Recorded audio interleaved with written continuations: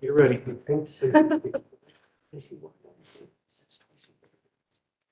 You're streaming and recording, we can continue together.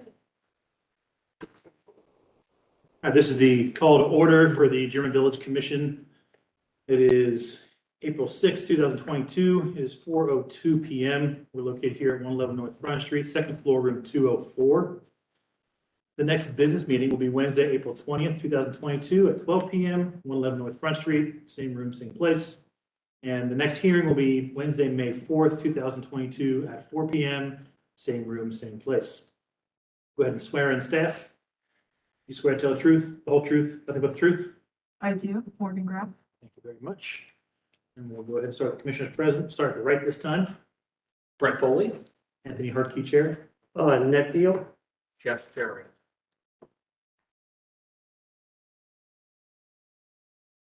We'll go ahead and go right into the staff approvals, which begin down on page 7 of the agenda. Chairman, I have to recuse myself from 634 Mohawk Street. And Mr. Chairman, I'll recuse myself from 774 South Sixth Street.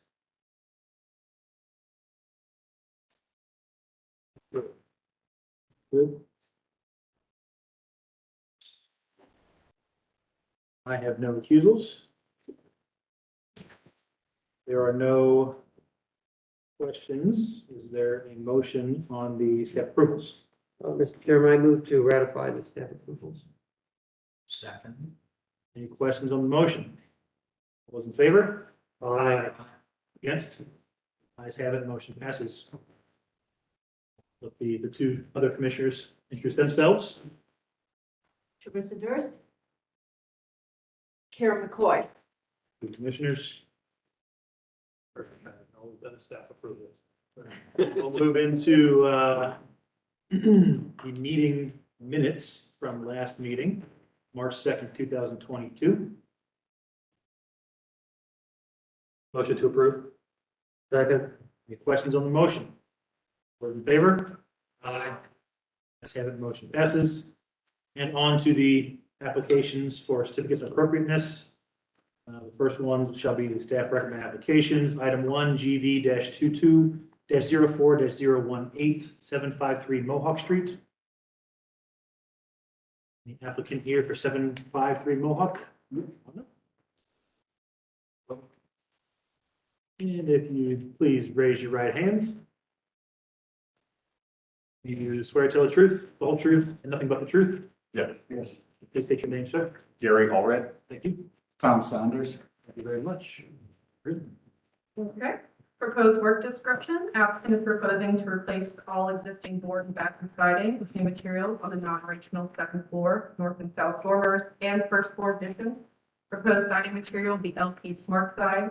Vertical panels will be used to create the board and batten pattern. Replace any damaged fascia to match the existing.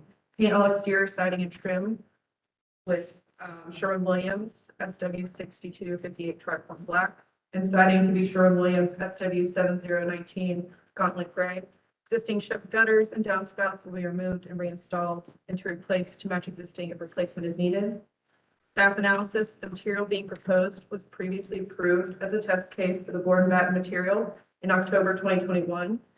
Number GB 2110-031 for 921 South Lozelle Street. At the past April business meeting, the commission asked staff if there has been any additional information from the test case, or there has not been any information provided at this time. Commission requested applicant to bring in examples of the product to the hearing, as well as an example of the siding on properties outside of German Village to be used as a reference. Staff recommends approval with any clarifications to be submitted to HPO staff for review and approval prior to issuance of certificate. This is based off of 311611 standards of alteration number 9. Thank you, Morgan. Anything else to add from the applicant?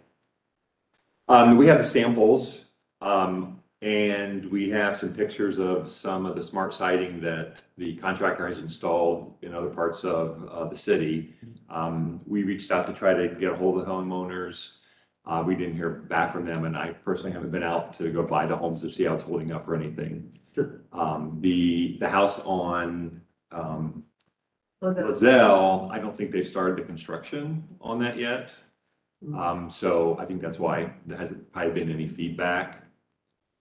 The one question that we had, it wasn't clear from the guidelines if there's a particular surface material that is suggested for use or required. It'll be board and batten. That's what we're replacing the original, and they have a smooth and then they have a cedar texture. We prefer the smooth, but if there's a precedent or a need for the textured, then Generally, in the past, it's the faux texture is what we've not wanted to see. It doesn't look historic, it looks faux, clearly, and the smooth is what we prefer. okay, that's what we prefer as well. And then this is a sample of the trim. This is just a sample with the faux, but it would be smooth as well. So thered be a difference there between the board and batten. And then the trim would be, it's the same material, just a different thickness. Can we see the samples?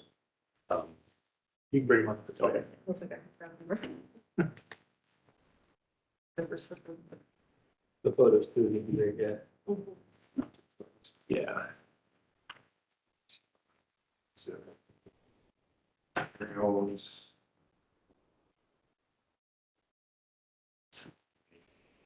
Colors and the local property effects. Thank you.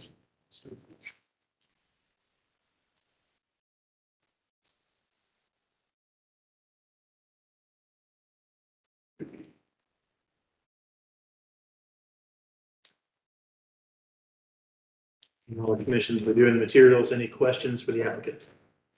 No, it's my concern is the fact that we've approved one as a test case, and we don't know what the results of that are. And that's my concern, and that's why I'm not sure I want to approve this. And this is not the same as Laurel, which we have approved. We've had a history of allowing hardy board in the past, and hardy board is not holding up, and that's why we've moved off of it. We don't know how this is going to hold up. And I would rather stick to our one test case on a material, your duration, see what it looks like, and if it looks good, move on and let people install it. But not until that point where we've actually ascertained that it meets the requirements of what we'd expect the material to do. My 2 cents. So when was the test case approved? More than a year ago? No, It was just this past. just, and it's not even constructed yet. It's not even. Well, yeah, no, that's what it's gonna get constructed. My question is on that application, if I remember correctly, it was a reverse board and batten as opposed to a traditional board and batten. Mhm. So my question is it worth having a second test case with a more traditional installation method to see if it impacts the performance of the material? I would say as an architect, it's still a weathering issue and not whether it's reverse or normal. It's how it weathers, how it holds up. How have we operated the way that Ned is suggesting in previous test case? The last time we had it, we did. We stuck to our guns and said, yeah, let's give it a year. I will say there are examples of other test cases where we've had multiple, 2 or 3. The synthetic slate is one example, and the hardy was another. And I agree with that, but I just don't like letting everything get through the test case. Yeah, and so I think if there are other installations, not necessarily in German Village, that are pretty easy to check out and Yep. see how it is done, so. I would love to see this product someplace else that's been up for a year. It looks good and it's weathering well. I don't know. I mean, it doesn't have to be until it. Yeah, yeah. And to clarify, that's not necessarily needing to see it up close, it's needing to see it from a typical visible distance, correct? I would say both. I think from a typical visible distance, it's important, but I think it's good to get up close and see whether it started to deteriorate or not. Understood.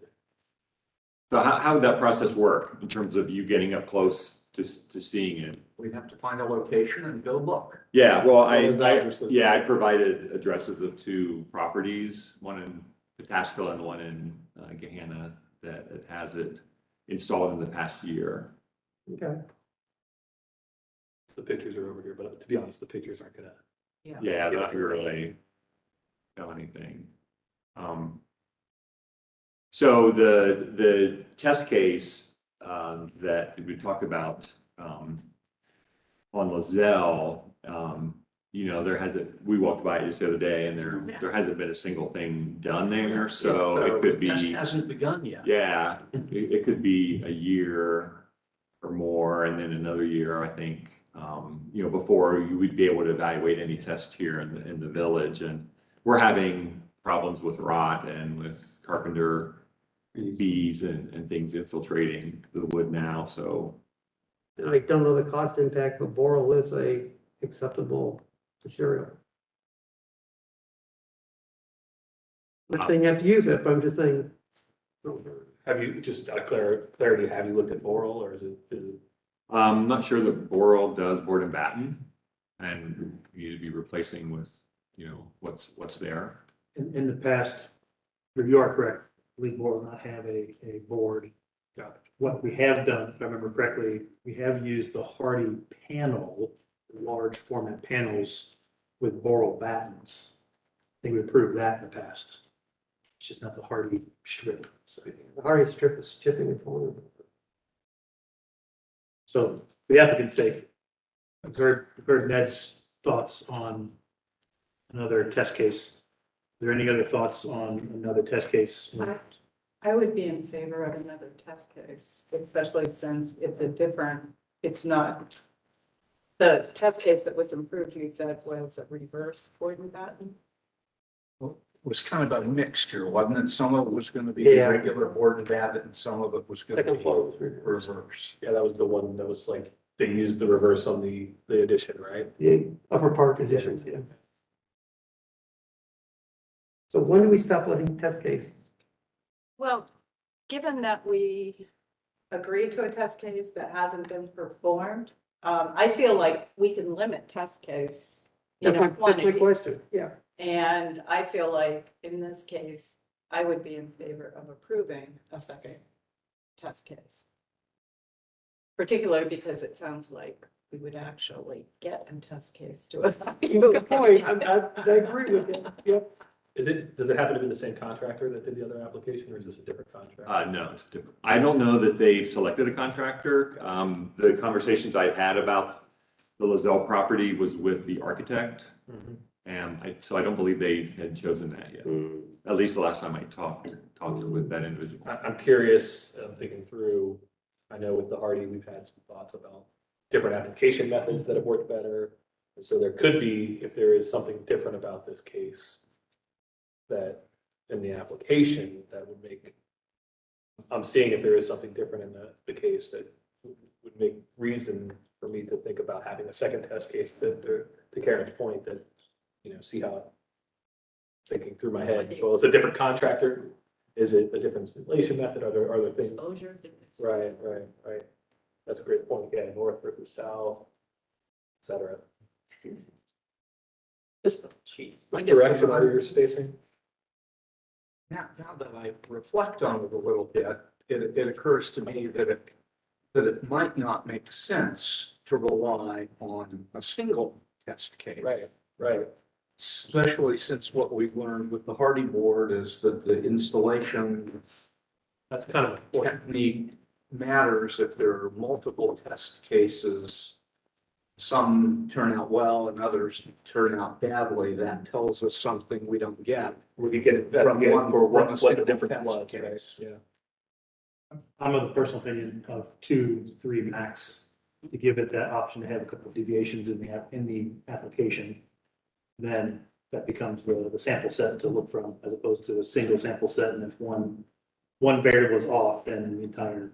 And that'd be especially true if then there were other installations elsewhere or within a reasonable travel distance. We aren't getting reimbursed for our travel expenses anymore, are we? Anymore? Well, that's Just like we were in the past. just like we were, the reimbursement policy is the same as always. So I think that through the discussion, I feel good about a second test case. Makes sense to me based on kind of how I've gotten it through here. So I'd be in favor. So I think with that, unless there's anything else, I'm gonna go ahead and make a motion. Motion to approve item one, GV #22 04 018 753 Mohawk Street. Second. Makes clarification as a test case. Correct, as a test case, thank you. And As a test case, 1 of 2, 1 of 3, 2 of 2, 2 of 3. all right? It's my motion. And that's all. No, that's good. That's good. any further questions on the motion? All those in favor? Aye. Against? Ayes have it, motion passes. Thank you, gentlemen. I do have one question. How does the test case process work? So as you get ready to install it, notify Morgan. We would like for at least one, if not two of us to be able to go out there and look at the installation method to see how that is going together. Once it's been installed, we would take our own time to walk by and take a look at it. And then after a 1-year period, we want to come out and look at it and just to verify that it has successfully performed. At that point, we can kind of decide if we're going to take it further or if it's considered to be none. But if it's a disaster, we're not gonna come back to you and tell you. Yeah. Right, can I get that in writing? We're gonna set Well, it you might be going to your contract. We may be going- And Morgan can put all that in the application. Yes. Seal it.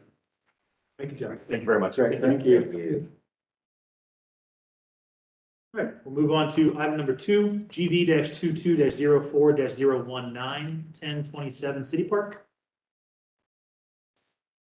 Once you're all settled, if you please raise your right hand. You swear to tell the truth, the whole truth, nothing but the truth. I do. And please state your name for the record. Eric Martineau, applicant for owners Deepa Shaw and Seth Nolan. Thank you very much. Proposed work description, convert an existing 2-story garage into habitable space over the garage. Sorry. Variances address pre-existing lot and structure conditions, plus permitting living space detached from the residence.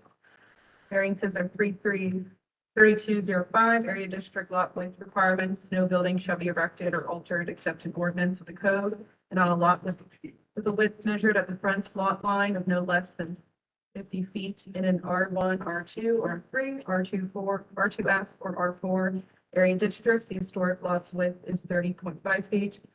3214, R2F area district requirements. In R2F area district, a single-family dwelling or other principal building shall be situated on a lot of no less than 6,000 square feet in area. The historic lot's area is 2,790.75 square feet pursuant to section 333218C. 333226C1, minimum side yard. The original house and garage be required to have minimum side yards of 3 feet. Applicant seeks a variance to recognize the pre-existing non-conforming side yard on the north side of the main residence of 1.7 feet, and the garage's south side yard of 1.3 feet, and west side of 0.3 feet. 333238, private garage. It reads in part G, no carport or detached private garage shall exceed 15 feet in height. The perpendicular straight line measured from the curb level or from the finished grade line of the lot where such grade is higher than the curb to the highest point of such garage. The existing structure is 20 feet in height. 333238H, private garage, requires habitable space and a garage to connect directly with habitable space and dwelling. The applicant proposes habitable space, sleeping quarters above a detached garage that is not attached to habitable space in a single unit dwelling. Staff analysis, this application was previously approved at the past February hearing under application number GB 2202008. The applicant has returned since additional variances were needed. Variances 3332.05 and 333216C1 and 3332.38 private garage were previously approved. Variance 333214 was previously removed but is being proposed again. And variance 333238H is the only new variance that has been added. At the past April business meeting, commissioners requested applicant to confirm the proposed variances are for existing conditions. Applicant responded that they are for existing conditions. Staff recommends that the commissioner recommend approval to the BZA as submitted. This is based off of German Village Guidelines, zoning variances, page 139, and new garages and outbuildings, page 113. Anything else? Anything else to add? Just that the, adding back in 333214, initially the application was regarding a carriage house and a full dwelling unit, and that was included to allow 2 dwelling units. But that same section actually has a minimum square foot requirement for an R2F lot, and that's the only reason it's being added back in, is to clarify that. Is 6 That was square my feet question. correct? I'm sorry, I can't. Is 6 square feet correct? Is that right, Maureen? Less than 6,000 square feet. Okay. Yes, that's, Yeah. Oh, Sorry. comma, sorry. My apologies. I'm seeing 6.0. That answered my That makes question. sense. I was curious why I was coming back, and then the answer is right there. So there's another part. after our first, Yeah, meeting, working with the city, we needed to get that, 0.38H that allows the living space not to be connected. But everything else is existing condition for the property, no architectural changes, no changes to the exterior. The other question, kind of to the commission, remember from the business meeting, I don't believe we've seen the 3332.38H previously. Is that correct? In other applications? Yeah. So I don't know if that's a new application of the zoning code that had been missed by other applicants before or not. And that interest because we have a Heritage House project that we just submitted that we didn't think we were having anything. I think the verbiage, I'm sorry, No, that's okay. But I think that's a new one. We just got to look out for it. I'm just more of a commentary there. I think verbiage wise, carriage house in certain parlance can be two different things. It can be a complete dwelling unit. Sometimes it's interpreted that way. Sometimes you're saying it's just living space and that's a different code section. So working with Tim Dietrich and Shannon, they said this is the code section when you're not trying to get an independent dwelling unit. So habitable space versus dwelling unit, they sent us this direction. That's helpful. Thank you for that explanation. Or it might be good to have kind of a resource on that from the city. Yes, So no. that we can give to applicants in the future. Definitely, I would agree with that as well. Any questions on the application? If not, is there a motion? Move to approve item 2, GB-22-04-019. I'm sorry, to recommend the variance. Second. I'll make the clarification, these are all existing conditions and there's no exterior work being done to the property. Any questions on the motion?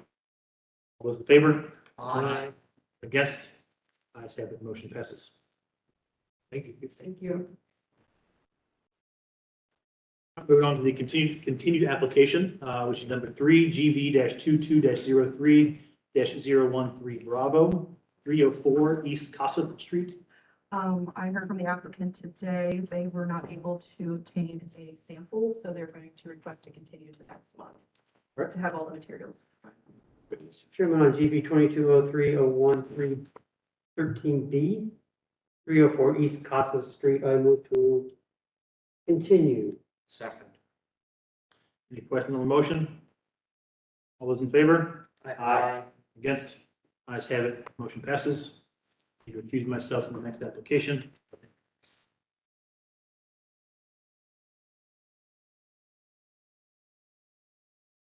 Who's running the show? Me.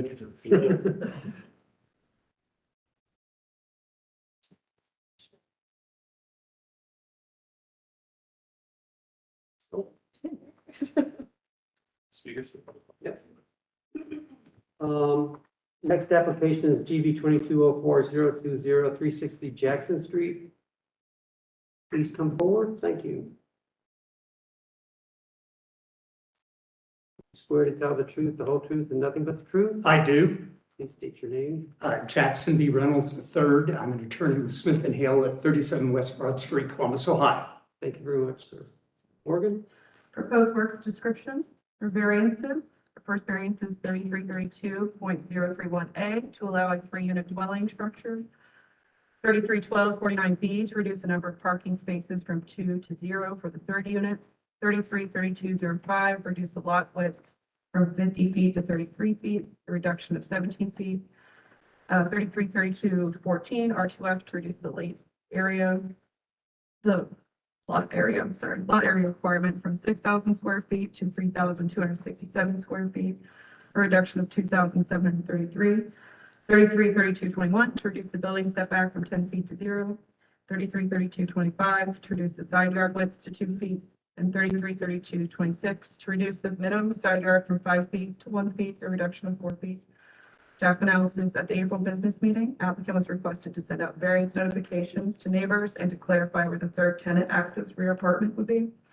Staff recommends that the commission recommend approval to BZA as submitted. This is based off, the proposed work is consistent with German Village guidelines, zoning variances, page 139. Sir, do you have anything to add? This is an instance where my client purchased the property in April of 2021.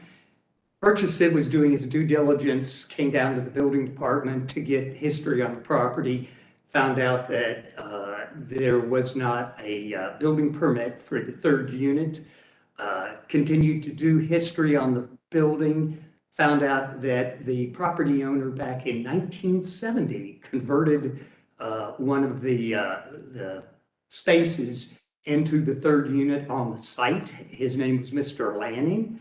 And we have actual, a lady who still lives in the property who rented a unit there in 1970. And she knew Mr. Lanning because he was the landlord at that time.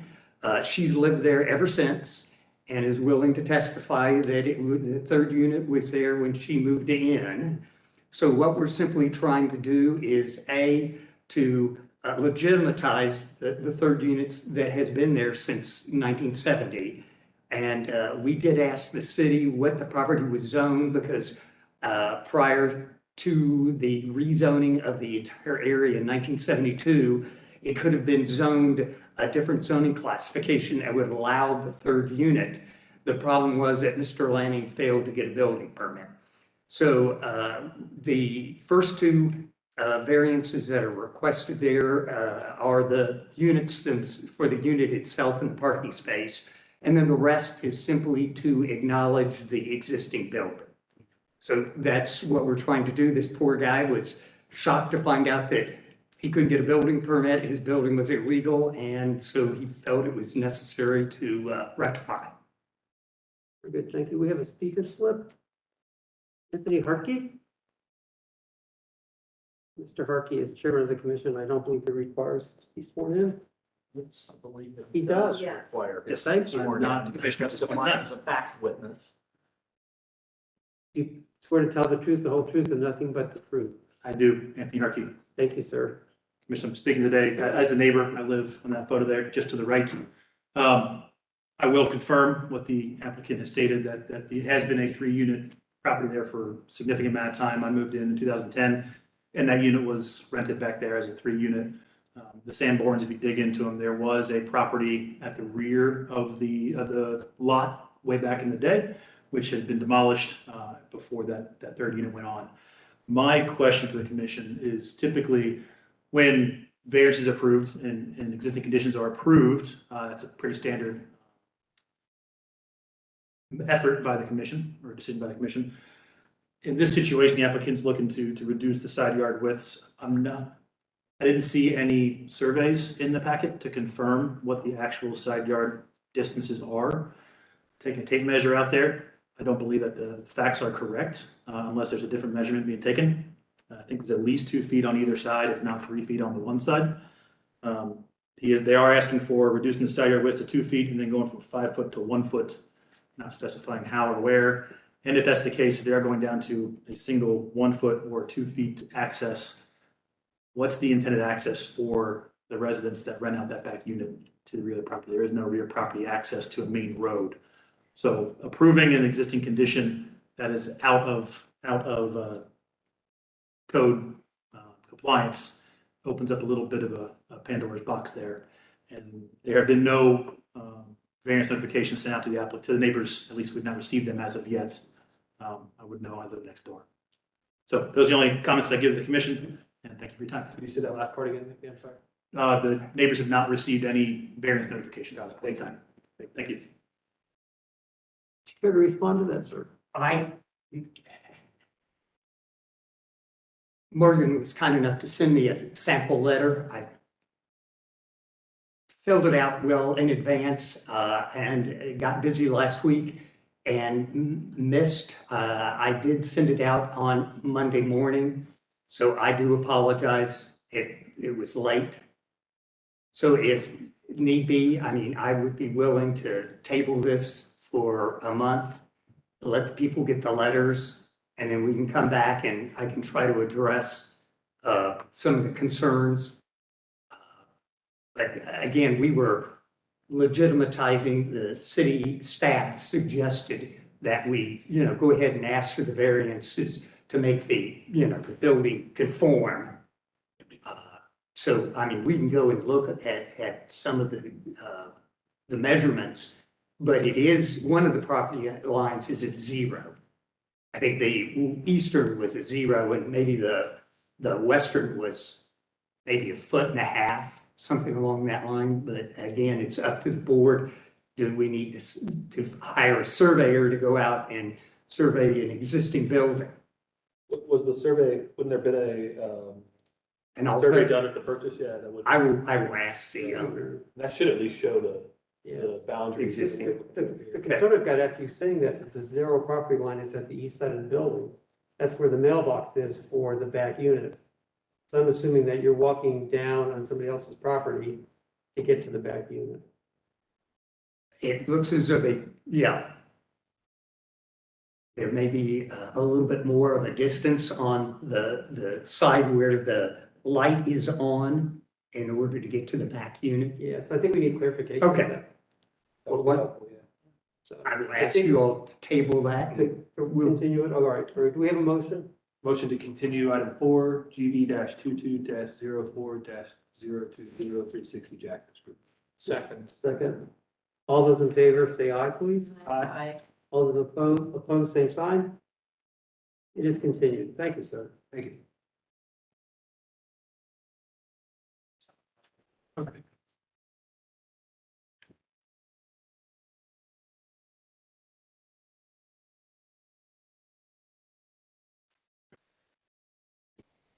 Thank you, Commissioner Thiel. You're welcome. Moving on to item number 5, GV-22-04-021, 821 South Fifth Street. No? Please raise your right hand. Yes. You swear to tell the truth, the whole truth, nothing but the truth. Yes. Please state your name for the record. Byron Tuttle. Thank you very much. Morgan? Okay, proposed work description for 821 South Fifth Street. Applicant is proposing to retain the existing roses and rose trellis in the front yard, ivy trellis in the rear yard, and the freestanding garden trellis in the rear yard as well. The roses in the front yard are a mix of hybrid tea rose and new dawn rose and will grow to around 8 to 12 feet during flowering season. Trellis is installed in the ground and sits 8 inches away from the facade. Trellis has supporting wire attached to eye screws installed via mortar. The ivy in the backyard along the brick wall and fence was installed 4 years prior. Ivy is attached and grows along the trellis. The trellis is attached via mortar joints along the back wall with a hand or finger width between trellis and brick wall. Applicant is requesting to add 4 to 6 additional small trellis sections in the on the back wall of the backyard to ensure ivy grows on the trellis and on a brick wall. Ivy is typically cut away from the gutters, fascia, HVAC units. The freestanding trellis in the rear yard is 6 feet high by 3 feet wide, black and not attached to the house. It has been installed in the soil, the flower beds, and houses the wisteria. Staff analysis, applicant has stated that they typically trim around the eaves, utilities, and windows to maintain the shape and growth. At the past April business meeting, commissioners asked how effective the trellis is at staying away from the mortar joints and requested a data sheet from the manufacturer to be provided for more detailed information about the system. They stated that there might be too many anchors currently installed in the mortar, as well as stating that the National Park Service recommends ivy to remain off the wall. For the ivy along the fence, commissioners do not have an issue since the fence belongs to the owner and is not historic, as long as it's maintained. The trellis housing the wisteria is fine as well, since it's not attached to the structure. Staff recommends approval of any of all clarifications to be submitted to HBO staff for review and approval prior to issuance of a certificate with conditions that the ivy trellis to have sufficient spacing to be installed between trellis and masonry wall for the existing size maintained, or for the ivy trellis to be removed. This is based off of, this work is generally consistent with German Village Guidelines, Foundations, page 32, number 1. Thank you. Anything else to add? Yes, thank you. My husband Edward and I, we had the ivy wall installed 4 years ago. We were not aware that we needed a COA at that time. We purchased the initial trellis from Oakland's. You can buy ivy walls and they're already attached to a trellis. So that was actually anchored into the ground, not attached at all to the house. So it was just like leaning on the house. And then as the years and months went by and the ivy grew, being mindful of protecting the house, we wanted the look of the ivy like what's prevalent in German Village, but we wanted to protect the house. So we had a landscaping company, Kenny Landscaping. They came and every once in a while they'd be by the house and they would attach additional chicken wire mesh, which is what's recommended for use for protection of the house, to promote even growth. So that's what we've added to the house. We have another landscaping company, Jackie Ward from Ward Landscaping. She regularly maintains the ivy, and we have it meticulously cut away from windows and gutters and the siding. There is one photo, and I think I mentioned this in my address letter to the commissioners. We don't typically have landscapers coming out in the wintertime just because of obvious reasons, the weather and things like that. So it can creep and grow like the one picture that you did see. So for example, when Morgan came by the house with Paula, we had explained that it's never like that. We keep it really meticulous.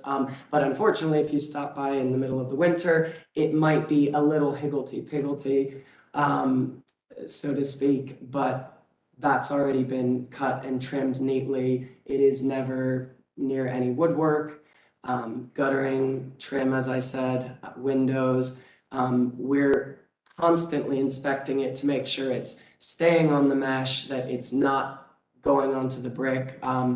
It's a little bit of an odd wall because there's disproportion of windows. So the ivy look is just a soft, rich green look. We love the way it looks. And we don't actually have a solid fence in our back patio garden area. So people can see visibly straight into our back garden. We have trees, but it's not a complete shield. So this just gives it, especially in the spring, summer, fall, like a really nice look. But again, as I said, we have Ward Landscaping that takes excellent care of the mesh, the trellising, the ivy, and keeping it cut and trimmed. And Kenny Landscapers, who originally was working the mesh for us, had also made sure that there were not too many joints in the mortar to make sure that it was not invasive at all. We also, when we very first had this going 4 years ago, we had made sure Kenny Landscapers had done a full inspection of the wall. We had Euless Phillips Masonry come out, who is very popular in German Village, but he's now just moved to Boston. Do a full inspection to make sure we're good. And so essentially, that's it. Any questions from the commission? The only question I had is, the intent then is to cover the entire wall? Because the sketch shows adjacent to either side of the window, Mhm. under the gable there, gable end of the house, then a small piece of trellis. So what we actually want to do is where the top bottom window is, we just kind of like neatly like to keep that as the top line. And then the mesh that you can see that doesn't have ivy on it yet, eventually will have the ivy on it. So it will be like eventually like an even look, which I'm hopeful by the end of the summer, I would imagine. Because I was gonna say, I mean, literally will need to cover any surface with a trellis. From the ivy that's already there, there's not that much more space left, to be honest, because just immediately to the right of the air conditioning unit is actually our back door. So there's only, the mesh that's on there now could just about almost cover whatever growth would be remaining. I mean, we may need to add, I would say, maybe one more piece. I know we'd put, I think in the application more than that, but I think that was just maybe to be on the safe side. Karen, are you familiar with this type of product? Seen this before? I have not seen that particular product, no. Anything like it, this type of application? There are products, generally, the ones that I have seen are more cable wire. And, they are almost used more to make a pattern that the ivy follows. And they generally have some standoffs, at a regular interval to hold the support product and the support cable off the wall. I guess, to me, I don't think we have anything in the guidelines that talks about ivy covered walls in the village. Generally speaking, it's preservation practice. I think there's can confirm this, but good preservation practice is not to have ivy growing on a wall due to the deterioration of the roots and the grabbers, causing water retention and damage spreading in the mortar and brick. So if it's truly not growing on the wall, I think that mitigates the concern to an extent.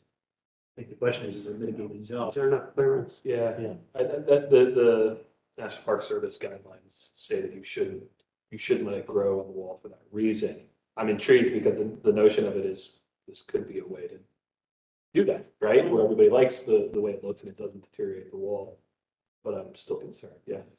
Yes, thank you. And that was literally 100% our number one mission was we were in love with the ivy and it's all over the village, but doing it in a way that is respectful of the integrity of the house. So we felt we had accomplished that.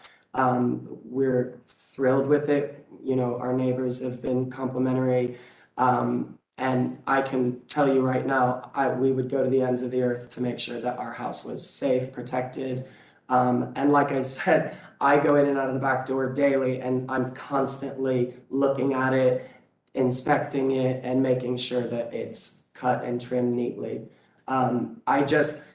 This picture was taken, as I said, in the middle of the winter. So it does grow a bit in the winter time, but we are right on making sure it's trimmed and tidy and neat and directly onto the mesh. And in fact, the mesh is that it is actually a sturdy non-rust. It's rust proof, but it does have give in it. So you can easily pull it back up to, in some places, almost a foot to make sure that everything's like the way it needs to be. And that's what Jackie at Ward constantly is getting up and checking and inspecting.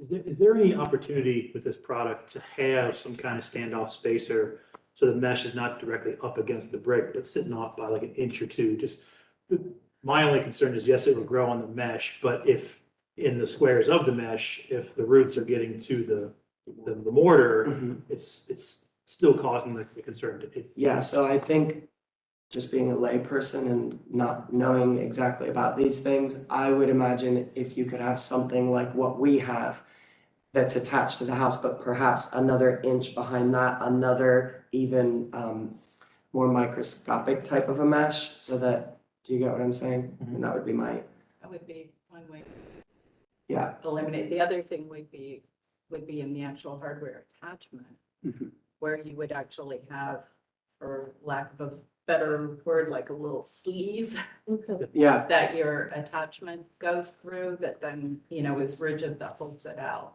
Like a tiny piece of. I think I've seen some magazines, the green walls, that have that kind of, your product, it's a stiffer grid and it does stand off from the wall. But I get the impression that you have that, then you don't have to maintain it as often because it's that far away from the wall. It sounds like this product is not as far away from the wall, but then you have to like constantly inspect it and make it. So if I may, so it does sit back, I would say about 1 to 2 inches naturally where the bolts are just about. But as I said, in certain areas where it's not as close to the bolt, you can pull it quite far off. So I'm inspecting it just because that's what I do when I'm coming in and out or if I'm in the back garden. But in terms of like ever really needing to, while it's being maintained on a month-to-month basis, I've never really had to like do anything with it because I thought it was being invasive. when it's being maintained by the landscaping company, they do a good job to make sure it's where it should be. So is the mesh the product you got from Oakland? The original One ivy brand. wall that's in the ground is from Oakland, yes. And then Kenny Landscaping provided the chicken wire mesh, which after we did research online, that was what was recommended to do this project. So, Mr. Chairman, the concern I always have in situations like this, where we have a responsible homeowner who's taking good care and inspecting and trimming and having landscapers trimmed all the time, is the possibility that the house will be owned by someone else someday who won't be as attentive as you and your husband have been to it, or that your financial circumstances would change in a way that would make it inhibit your ability to pay a landscaper to take care of it. And Along those lines, this is a concern in many situations like this and other situations where everything depends on the care and attention of the current owner. and I see the reasoning, logic trail you're going down. And the part I'm struggling with is if it was not this applicant, but any other person in the village that was not coming to apply to us, and there's ivy growing on the wall, would the commission have any recourse to say, you gotta take care of it? Well, yeah, I don't know what the, I don't know if we have anything in our guidelines or in the code that would prohibit it. There's nothing that would do an order for that. So in my case, the fact that the applicant's coming to us with a product that they're attempting to mitigate the problems, I want to give them on the side of the fence of giving them the benefit of the doubt on this well, situation. and I think I am too when push comes to shove, but it's always a source of concern. The situation depends on the care and attention of the homeowner. The logic you're saying, Anthony, is that, this is not something that's just not good. We know ivy is not good for traditional historic preservation. With Mason, we all know that. But there is nothing in the guidelines specifically prohibiting it. And there is plenty of applications where the applicant has shown where people have it. And even if somebody complained, there's nothing that Morgan could do about that because it's not prohibited by the guidelines. Because we're complaint based, right? If somebody were to complain, Yeah. we would issue a violation. But if somebody complained about ivy, you couldn't issue a violation. Yeah, unless. And I, Yeah. Yeah, and I Unless it was actually Yeah. causing a problem. damage to industry will get that. And I express my concern out of having still at the end, what I think will be the end of a 32 or 33-year battle with invasive ivy in my house. Same here. Poison ivy is the worst. That stated, is there? Yes. So I appreciate your logic, Anthony. I think that's really good. I just would like to say I appreciate the homeowner's attention Absolutely. to it. Thank you. It's a tricky one. Yeah. Is there a motion? Motion to approve. Item 5, GB 22 04 021 821 South Fifth Street. Second. Any questions on the motion? I don't know, but 4 people seconded it. Yeah. Okay, I didn't. All right, no question on the motion. All those in favor? Aye. Against? Ayes have it, motion passes. And I would recommend, just a personal recommendation, as your landscaper is maintaining it, I would ask the question about having the spacer on there. It just might provide a little extra layer of Absolutely. security. Yeah, thank you. Thank you. Make it easier for you. Yeah, thank you. And for clarification, Commissioner Perky, is that a stipulation for the action, for the? No, it's just a, Just a recommendation, okay. Just a friendly Thank you very much. item number 6, GV-22-04-022-239 Lansing Street. If you please raise your right hand. You swear to tell the truth, the whole truth, nothing but the truth. I do. Please state your name for the record. Seth Janitsky. I'm a Realtor with Cam Taylor Company, and I'm representing the seller, Cornerstone Relocation Group, who's now the owner of the property. Great, thank you. They are the owner of the property? Pardon? Yes. Yeah, okay. Proposed work description, applicant is proposing to rebuild the northeast and west foundation walls, which structural engineer has deemed property unsafe. Foundation wall to be rebuilt with concrete block walls and waterproofing system to be installed. Construction will consist of excavating around the walls to allow for structural flooring, removal and rebuild of foundation. Exterior dimensions to remain the same, but the depth of the new foundation to be 6 feet below grade. Approximately 1 to 2 feet of foundation above grade to be replicated with a stucco arching. Color to match existing or to GVC standards with current decorative grates on north wall to be cleaned, painted, and placed in the same location. Staff analysis, staff had asked if applicant had considered to maintain the remaining sandstone foundation block with foundation rebuilds. Staff recommends to reuse existing sandstone foundation material and rebuild foundation like for like while reinforcing the existing conditions of the crawl space. This is based off of 311611 standards of alteration, number 2 and number 6, and German Village Guidelines Foundation, page 33, number 7. Anything else to add? No, I think that we are trying to, I think that the issue is that we're going through the sale of the property, and the buyer had a structural engineer do a structural foundation inspection on the home. That inspector stated that the home is in danger of collapsing and the foundation should be rebuilt. And that's what we're trying to do here, is to rebuild the north, west, and east walls of the home, or we'll need to excavate around the walls and put temporary shoring to hold the home up and rebuild the walls with concrete block. So that's going to be what the best practice is, to rebuild that wall and the tight quarters that we have to work. And I just ask out of curiosity. Sure. Your experience with other houses in German Village, this is not a new condition for German Village? This is the first time I've run into it. Okay, then that's what I'm asking. Yeah. This is not a new condition for German Village. Many of the houses recently, I'm gonna say the last 10 years, have had shallow basements where they had dug out the exact same way, but they came in and they did it all internally. Okay. Didn't have to shore the house up, didn't have to dig the outside. Biggest thing they had to do was pump a hole through the basement to get the dirt out. And they basically built a concrete tub down at the bottom to support the existing foundation to go deeper, waterproof pumping center. Knowing that, I am concerned about ripping out the existing stone foundation because it's historic material when there is a solution that will let that stay in place. Okay.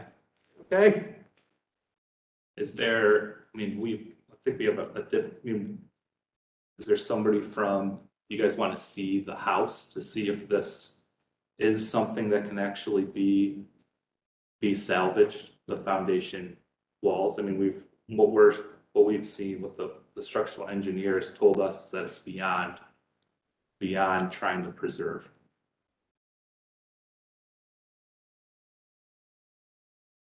And you should see my basement.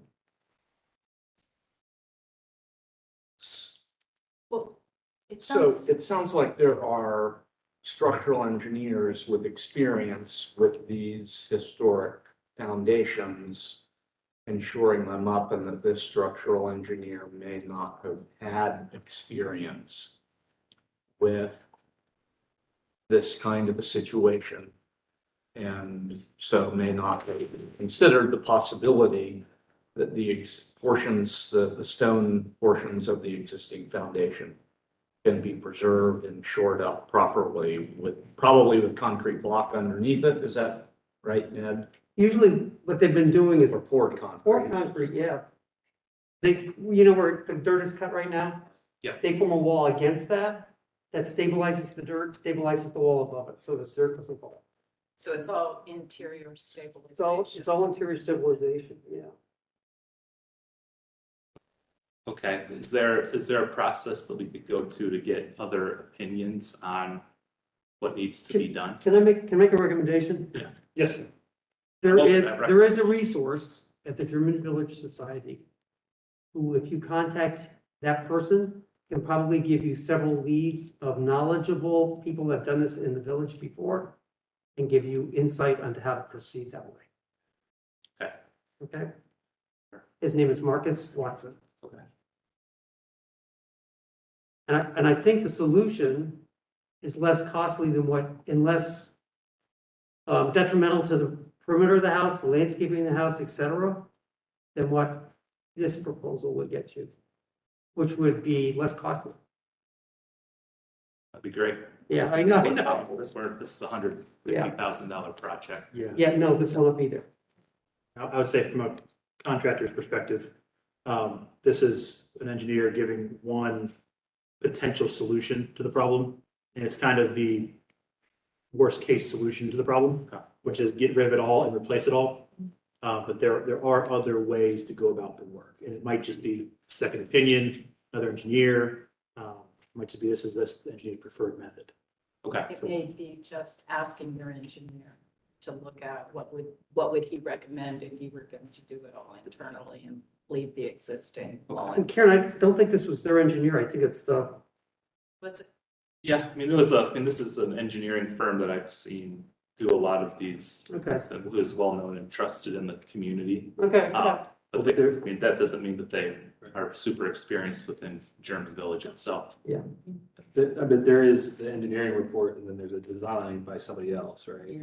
Yeah, we had one engineer who did the inspection on the house, and there's actually two engineering firms who have been working with the engineering of the project, one from a structural standpoint and a shoring standpoint, and the other from a basement waterproofing standpoint. And I totally agree with the report that the masonry needs to be tuck pointed.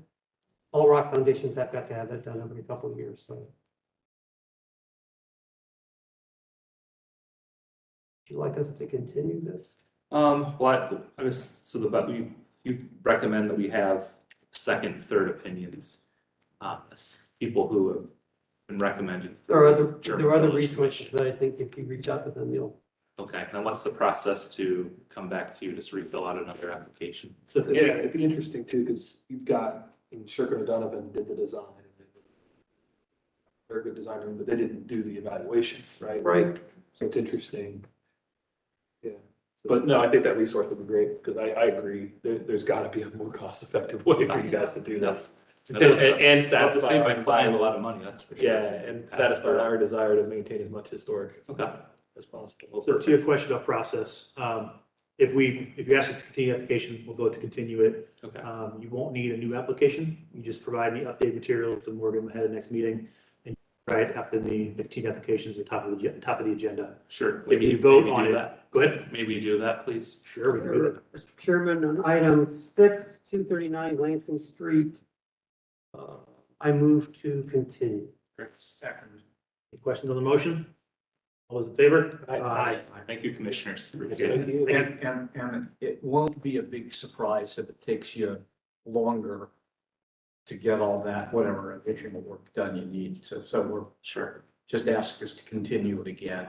Probably if you let Morgan know about Sure. that. I mean, the goal is to get this done in the most. Well, I timely understand fashion as that. I'm gonna possible. say, okay. Yep. Interest rates are going up, buyers. Buyers do that every day, so thank you very much. Thank you. Thank you. Thank you. All right, moving ahead to item number 7, GV-22-04-023, 744 Yeager Street. When you're all settled, you raise your right hand. Do you swear to tell the truth, the whole truth, and nothing but the truth? I do.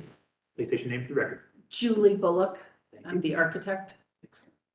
Proposed work description is to install a concrete aggregate patio in the previously approved COA number GB 2010-047 for concrete pavers in the rear yard. Remove non-original limestone wall in front, replace with one course of stone salvage from foundation wall that was rebuilt. Regrade courtyard and rework front steps per submitted drawings.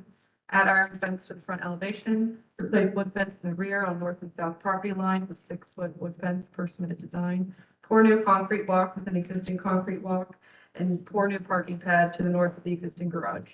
Staff analysis. At the past April business meeting, commissioners requested staff to include the previously approved application that mentions the approval of the concrete paver patio. That is included. Staff had asked applicant to clarify how high the one course of salvage stone as well as the overall height of the fencing and if that fencing would align with the neighbors. Applicant responded stating that the stone varies slightly but has an average of 7 inches in height. The fence will be 3 feet in height. Staff recommends approval with any all clarifications to be submitted to HB with staff. for review and approval prior to issuance of a certificate with conditions that the front yard fence height align with the neighboring fence to the south, for the rear patio to remain the previously approved concrete pavers in lieu of the proposed concrete aggregate. This is based off of, or this work is consistent with CC 311613, standards for site improvements, letter B, and German Village Guidelines, exterior exterior considerations, fences and walls, page 118, number 2. Yes, Ed? Yeah, so you've seen this project probably 4 or 5 times now. So what happened is, when we were rebuilding the porch, a portion of the foundation wall basically blew out. So we had to rebuild it. It's under the porch, luckily the section. So he kept the stone wall, some pieces of the stone wall that blew out or that were damaged. And that is what he was going to use for the for one row of stone under the fence. When the wall blew out, he had to get some equipment back in there. And so he had to kind of regrade the site to get the equipment back there to deal with the wall that blew out. And they realized part of the problem was all the dirt that had been built up in that courtyard. It's part of the reason we had some issues with the basement. So in regrading it, we were able to remove it's kind of a landscape wall that I guess you guys approved a few years ago. It's just kind of a typical, I don't think it's very pretty, but that's my. So I think this is an improvement. Regarding matching the fence to the south, we're only permitted to have, I think, a 36-inch high fence in the front yard, so I think the neighboring one is slightly taller, a couple inches. So if we could clarify that it would be, to code, or a match if possible, or something to that effect. You've seen the patio before in the rear. The only difference is he was hoping to do exposed aggregate. He's having a lot of water issues with this basement, and he's trying to better direct the water away from the house. It's a pretty large lot, so I think she had asked for development cover and all that, and I provided it, but so you've seen the patio before. It was just a change in materials. The sidewalk, it's just a concrete sidewalk. And he is proposing pavers for the front walk. You had previously approved concrete, so pavers on, I think, sand. I think that was it. I don't know. Specific questions. Questions, comments from the commission? So basically, he wants a solid patio to shoot the water. Yeah, yeah. We've been doing everything we can to keep this basement dry, and it's been difficult. There's concrete aggregate examples in here. Is there something that we're shooting for? I mean, there's some variation. That's what he was shooting for, yes. Which one of those? Well, I don't have it with me, so I can't. I think we have the. Oh, that's the pavers, isn't it? The No, this bulkers. is concrete aggregate example? Exposed aggregate concrete. Yeah, What it looks like. Yeah. yeah. It looks like Yeah, you're right. some of those have integral color to Right, yeah. Or different color of aggregate, variety of color. them. of Yeah, but aggregate. it looks like the matrix is colored in a couple of them. He did not tell me, but so I guess we would be open to whatever color. I don't know that Commission. there's too much. I guess I was more curious. I mean, it's in the back of the house. Yeah. Yeah. Typically, we, have asked for permeable. Permeable pavers. I understand when it's a site that it's fairly well paved over, but I do think this site, it's an unusual. Permeate to their. Yeah, right, which I see is And the permeable. worst conditions, Yeah. so. There's nothing in the guidelines that requires permeable. And No. the homeowner is making the concession of changing the front wall from concrete to pavers, right? Yes. Which I think is an improvement from an aesthetic standpoint.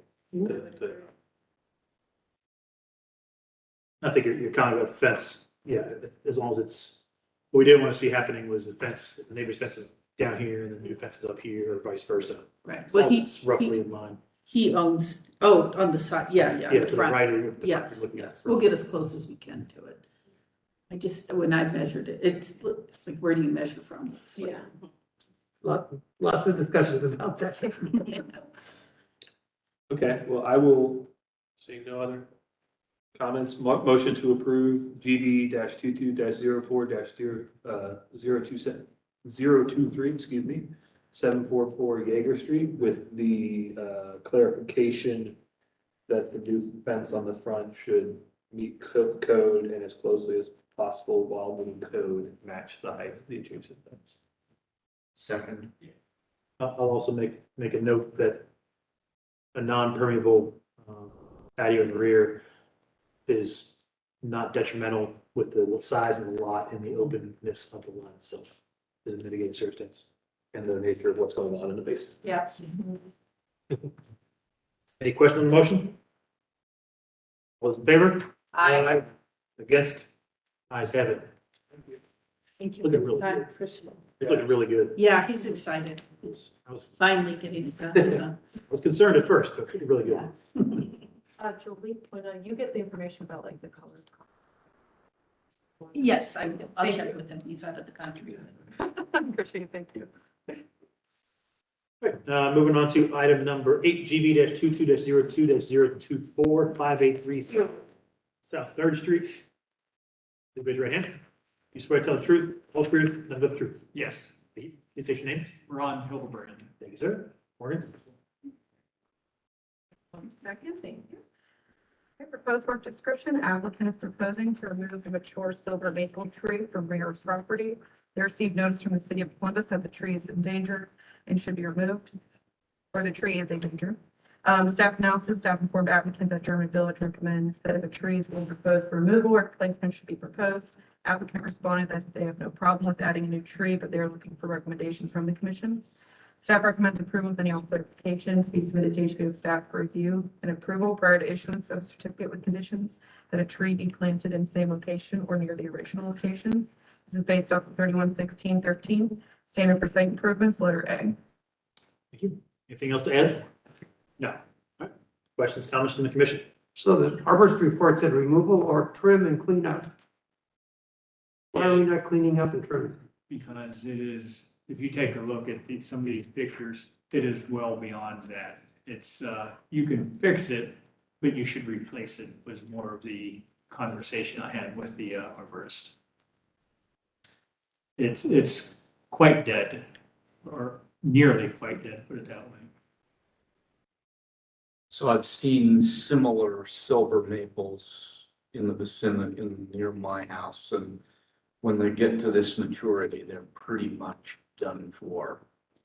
They've never been planted in the first place. I would be interested in recommendations on a tree type from our resident landscape architect. I think that's going to depend on where it's going to be located, because obviously you're not going to grind stump and put it in the exact same location, I wouldn't think, but if this, we don't have a site plan I think, to look at. are you gonna grind the stump? There's access to it. I'm sorry? Are you going to grind the stump out? Yeah. Yeah, there's access. So given that, I'm gonna assume that another deciduous shade tree would be replaced in the vicinity of the existing tree. It's in the northwest corner of the property, if that's of any help, kind of tucked a little bit behind. It's adequate sunlight or not? No, but there's nowhere on the property that's great for sunlight. You can kind of see in the picture. Yeah, Yeah, you might consider a Zelkova. Zelkova will grow in an urban condition with less light. Zelkova. Do you have a, Zelkova serrata. And then there's cultivars of it. you have a preference or recommendation on diameter to start? It would be nice if you put at least a 3-inch caliper in. Good start. Yeah, give it a decent start.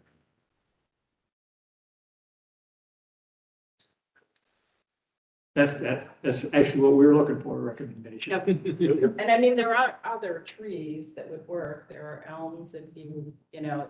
To be honest with you, You don't- we don't have a preference. Okay. So if anybody here does that, we're all for it. would you like to amend your application to include that tree as a replacement? Yes, please. Okay. Motion to approve item 8, GV 22 04 024 583 South Third Street as amended by the applicant. Second. Any questions on the motion? All those in favor? Aye. Against? Thank you. Much business. Thank you. Morgan, if you know how to spell Zacatechovia, whatever it was, So go back. you can, I think I got an idea, but. Yeah. CELKOVA. COVA. Okay. The OV. Someone's got a cell phone over there. Yeah, my cell phone says KOVA. Oh, it's all that. It's fine. That's the German spelling. FDRRTPA. Should be very. Moving on to item number 9, GV 22 04 025, Sheila Park.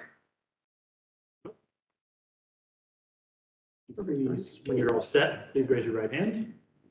You swear to tell the truth, the whole truth, nothing but the truth. I do. And please state your name for the record. Catherine Moore. Thank you very much. Morgan? Proposed work description, proposed installation of 5 sculptures by renowned Polish artist Jerzy Kaziora. Hopefully I'm saying that correctly. I apologize. Details of each piece have been attached as well as where they will be installed, including the installation of 5 aluminum cast signs providing sculpture and donor information, which comply with the standards issued by the Columbus Recreation and Parks Department. Signs will be positioned in proximity to each sculpture. Placement to be determined by city arborists with clearance from before you dig. Project will also be submitted to the Arts Commission for review and approval. Staff analysis: at a past April business meeting, commissioners asked applicant to verify if the sculptures will be permanent or temporary. Applicant responded stating the sculptures are permanent, but they may be moved to different trees in the same vicinity over time, as advised by the city arborist or forestry staff. Staff recommends approval with any clarification to be submitted to HBO staff for review and approval prior to issuance of a certificate in coordination with Columbus Arts Commission. This is based off of 311613, stands for site improvement, letter A, letter C, and that's all. Yeah. Great. Anything else to add? Questions, comments from the commission? Beautiful, and I love the redacted sign. We have someone who checks everything, and I knew she'd look. So. That's awesome. I love it. Attention to detail. I think it's beautiful. Thank you. Mr. Chairman, can I make a motion? You may. On item number 9, Schiller Park, I move to approve as submitted. Second. Any questions on the motion? Those in favor? Aye. Against? I say the motion passes. Thank you so much. Thank you. You. On to item 10, GV 22 04 026, 595 South Third Street. We're all set. Go ahead and raise your right hands. You swear to tell the truth, the whole truth, nothing but the truth. Yes. Please state your name for the record. Rental Account Design Collective. Wayne Shed, Cameron Mitchell Restaurants. Thank you very much. Morgan? Proposed work description, outdoor patio service wall enclosure. Application was seen as conceptual, number GV 2203017 during the March 2022 hearing. The applicant is proposing the expansion of the existing patio area to include patio service bar, steer fireplace, and new fountain fixture. This will include the construction of a new garden wall service area enclosure facing Third Street that will house dumpster, recycling, and linen. Installation of entrance trellis and relocating the main entry door to interior frame addition to accommodate ADA accessibility. Remove existing curb cut and concrete sidewalk to be replaced with brick pavers. Applicant is also seeking variance recommendation request. Variances are 3332 037 R2F residential district use, prohibits retail commercial uses. Applicant seeks to maintain restaurant with patio and offices, increase gross floor area coverage to include expanded patio area. 333221 building setback to reduce the building setback for the service storage structure from 10 feet to 0 feet. 333218D lot coverage limited to 50%, existing coverage unchanged at 63%. 332101 new dumpster area setback requirements and eliminating maneuvering for dumpster enclosure. 331249 minimum parking spaces, parking deficit equals 73, reduction to 0 is provided. Restaurant is required 51, proposed 0, patio 1 to 150, 13 required, proposed 0, office 1 to 450, required is 9, proposed is 0. Staff analysis, staff had initially requested site plan to be submitted for the variances. At the April business meeting, commissioners requested applicant to identify the date of construction for the wall examples that were submitted, as well as for staff to verify that they have been approved. They asked what the function of the arch, other than the decorative purposes, were. Design may be competing with the structure. There was an additional question asked on what the water mitigation plan will be with new patio installation. The following is taken from the unapproved March 2nd, 2022 German Village Commission hearing minutes. Commissioners' comments were in agreement with the variance for removal of parking to create an outdoor patio to make a more active space and pedestrian oriented. Commissioners showed concern about the proposed building structure and orientation. Commissioner Harkey stated that he would likely improve this if it was with the historical context of where an original dwelling structure was before on the property. Commissioner McCoy stated the roof is too tall in building, but to make it smaller for a garden structure, which would be more appropriate since the proposed structure aligns with the faces of the existing building. She suggested maybe to set the structure back a foot to add some green space for garden or plants. Commissioner Thiel stated that 627 South 3rd Street, where Stops Coffee House patio sits presently, used to be parking but was removed for patio space about 10 years ago. It has no problem with what applicant is proposing. It's not a problem with design or orientation of the proposed structure. He suggested doing a closure of the wall for it to go as low as possible with a low sloping shed roof off the back of the wall for the enclosure. Commission would appreciate seeing the curb cut to be removed. Applicant concerned about trash pickup. Applicant asked commissioners about the front door entrance being moved to the entry through the garden to be ADA and egress compliant. Commissioners say to indicate the door is not being used, but cannot add flower pots to the exterior because of the egress point. Applicant asked if it was appropriate to discuss the signage. The existing signage is existing and non-conforming and exists there only with a variance. If a new sign proposed, the commission be approval that applicant is not proposing sign at this time. Commissioner suggests that if applicant wanted to put a temporary removable sign to state patio is open, that would be acceptable. Applicant also asked for a native metal railing would be considered signage. Commissioners say that they have not been proposed that question before. It might depend on what it says. Staff recommends that the commission offers design feedback and recommends to continue the application to further discuss at future meetings. This is based off of 3116-12 standards for new construction, letter F, G, J, and K, and 3116-13 standards for site improvements, letter A, and German Village guidelines, new buildings, garage and outbuildings, page 113, number 11. That was my long one for the day. Take a breath. Yes. You did great. Anything else to add? Good afternoon. I think really you heard us conceptually a month ago. We heard you loud and clear. We made some updates to our proposed structure to be more garden-like fence. Since the business meeting, we've revised and amended our package and came with options today to hopefully expedite our approval as quickly as possible here tonight. And we're showing what we thought we heard at the initial meeting with the brick garden wall. Our preferred option is a wood fence and with a trellis structure overhead. And then we show a couple iterations in between just for function, all of which we think we could live with, but we do have our preference. And with that, I think we're turning over questions. We're good. What's on the screen different than our packet? So unfortunately, Okay, I'm just making sure. yes, I meant to say something earlier. The applicant did send updated materials on the 30th. Should have been updated, so I updated them today. Understood. I apologize about that. I just want to make sure I wasn't seeing something right. I saw this on the screen. I was like, Yeah. that's not what I saw. What's on the It should be- these pads is accurate. Is that? Okay, I was gonna say it should be connected to Box. I uploaded it, so I apologize about that. If you got the older version, that's why I did. Yeah, me too. When you downloaded it, you downloaded early. Yeah, just if you haven't seen it then, so we started with the brick wall with the arch, which you saw at the business meeting. Yep. We pulled that arch off based on those comments to show an iteration without that.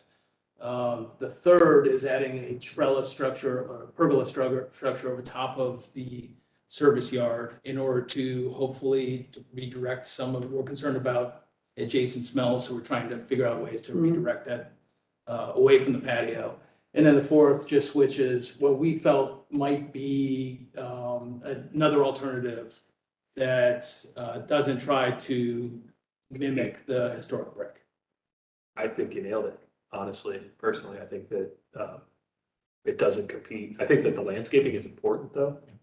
I want to make sure that that landscaping or something similar to that is provided, because otherwise it's just a blank fence. Well, we do as well. Yeah, yeah. But I think the how it looks different at the entrance, how the entrance is no longer competing, the brick's no longer competing. I think you got it myself. That's just my opinion. Yeah, I would agree. I think from a historical perspective, it was a utilitarian type of building. And having the brick wall and the stone arch, tried to make it something it wasn't. Right. I think this is more in keeping, as almost like a utility yard with a little bit of fanciness added to it, but it's done with greenery and not hard surfaces, which I think keeps that pedestrian feel along that street. Yeah, it doesn't try to compete with the historic architecture. Yeah. Do we make that shows us the entrance more specifically than this? We do. There's a couple additional views. There's an overhead view as well as that. So there you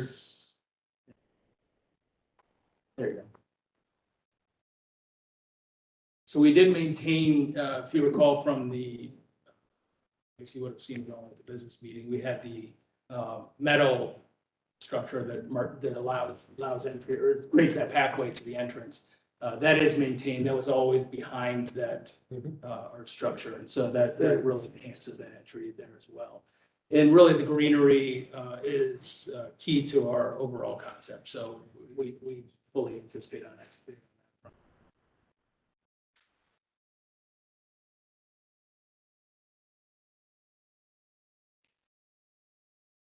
Do you have any concern people gonna find your dumpster enclosure so nice, they'll be knocking on the door? This sign on that. I think it creates a nice private patio, but still maintains the pedestrian friendly access on the other side. I like the fact that it's not so permanent appearing. Exactly. Yeah, I think it's good info. It's a good garden info. I agree. I agree as well. And you might even consider, it looks like you would have the opportunity, you could add wisteria or something on that pergola. And it's Essentially. nice. Yeah. Yeah, So because we have the view investigate from the that. office down into that, so that is figured out, yes. Yeah, I like that idea. In 20 or 30 years from now, it'll look real good. Yeah.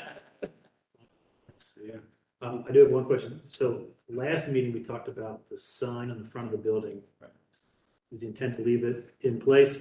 Is it still? So at this time, we don't have a name yet, so we figured we had to come back for signage anyways, because typically you'd like to see what the name is as part of the signage.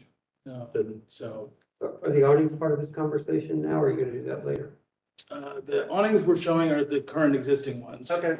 That we are at the moment leaving in place. If that changes, then we'll certainly come back, but at the moment, they're shown in their existing locations.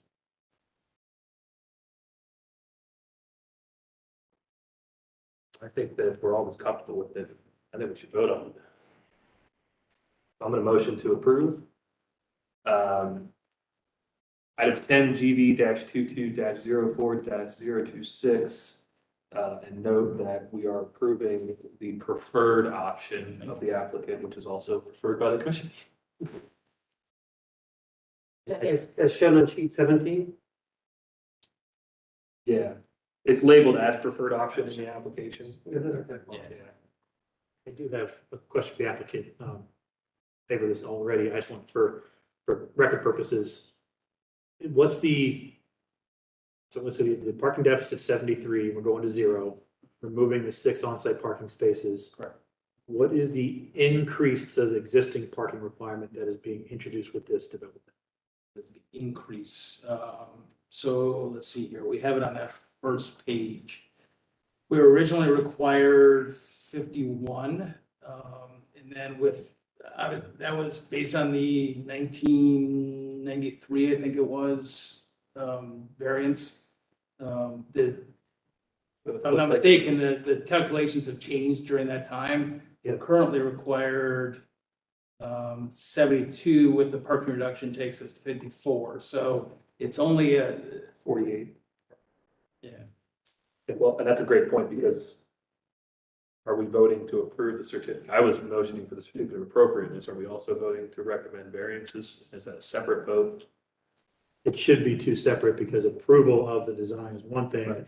a recommendation of variance is a separate thing. Is that how it's listed in the application? Right now, it's both in one, we need to break it out into two and then go to each separate. So I will modify my motion to be specifically for approval of the So let's certificate of appropriateness. let's table your motion. Yeah, If somebody can provide a motion to split.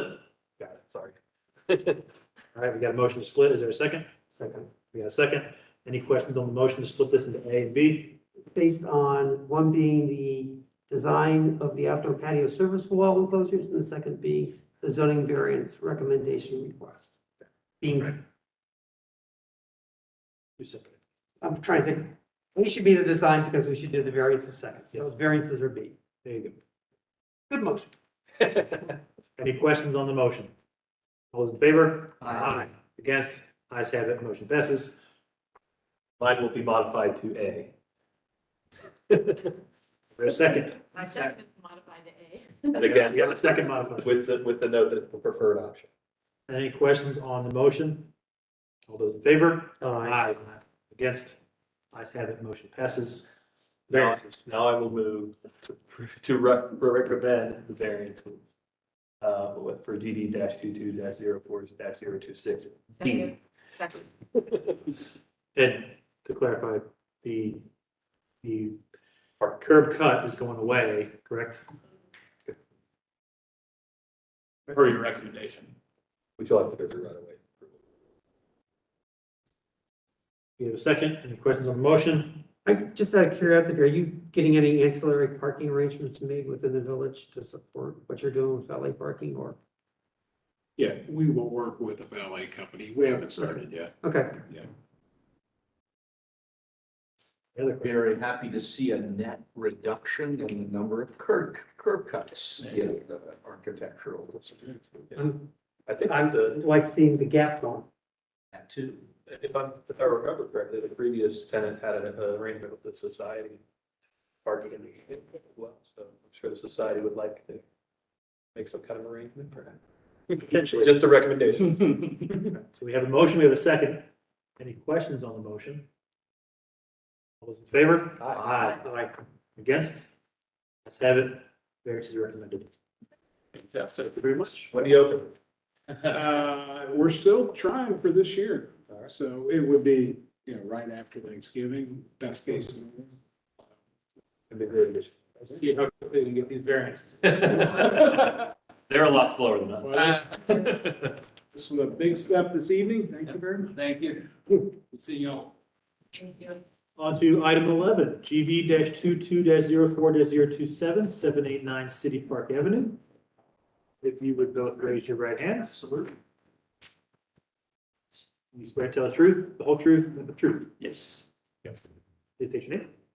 Steve Gert with Urban Order Architecture. Thank you. Dean Burlon with Urban Order Architecture. Thank you.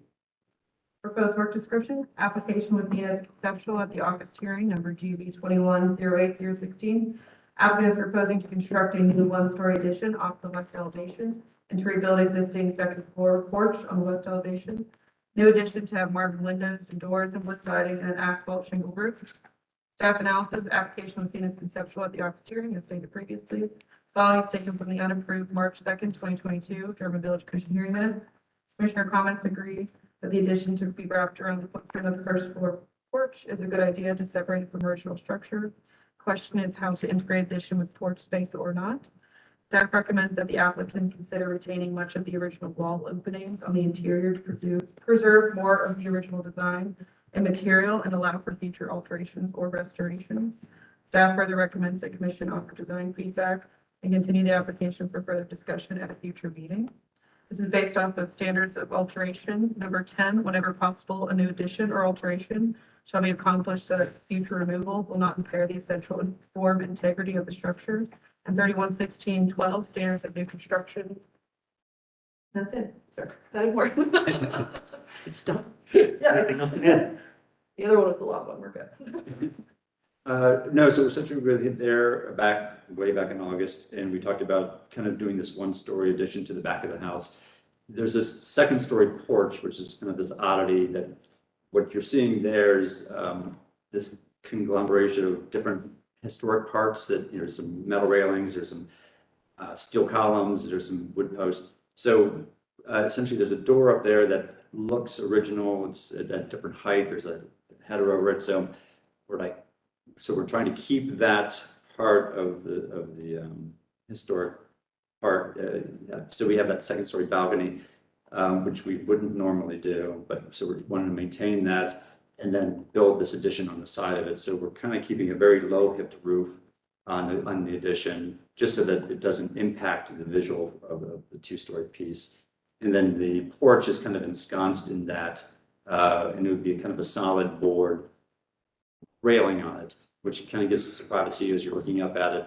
But also then it kind of sleeves into the roof kind of quietly, so it doesn't kind of stand out like it does now. Questions, comments?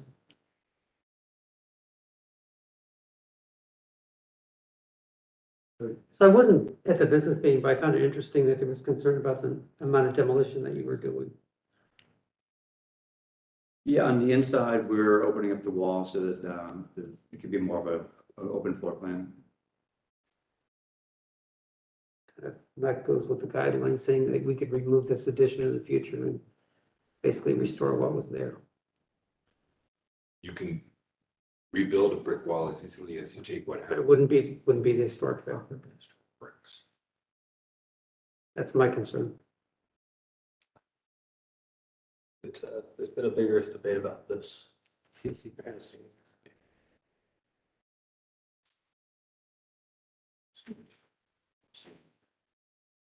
No, but we recently had architects that have complied with the request to respect the historic fabric and the original historic structure and modify their drawings accordingly. And I respect them for doing that.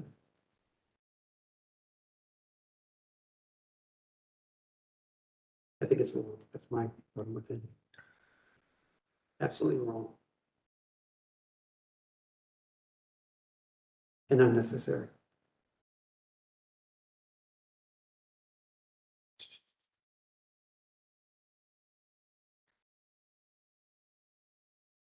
So.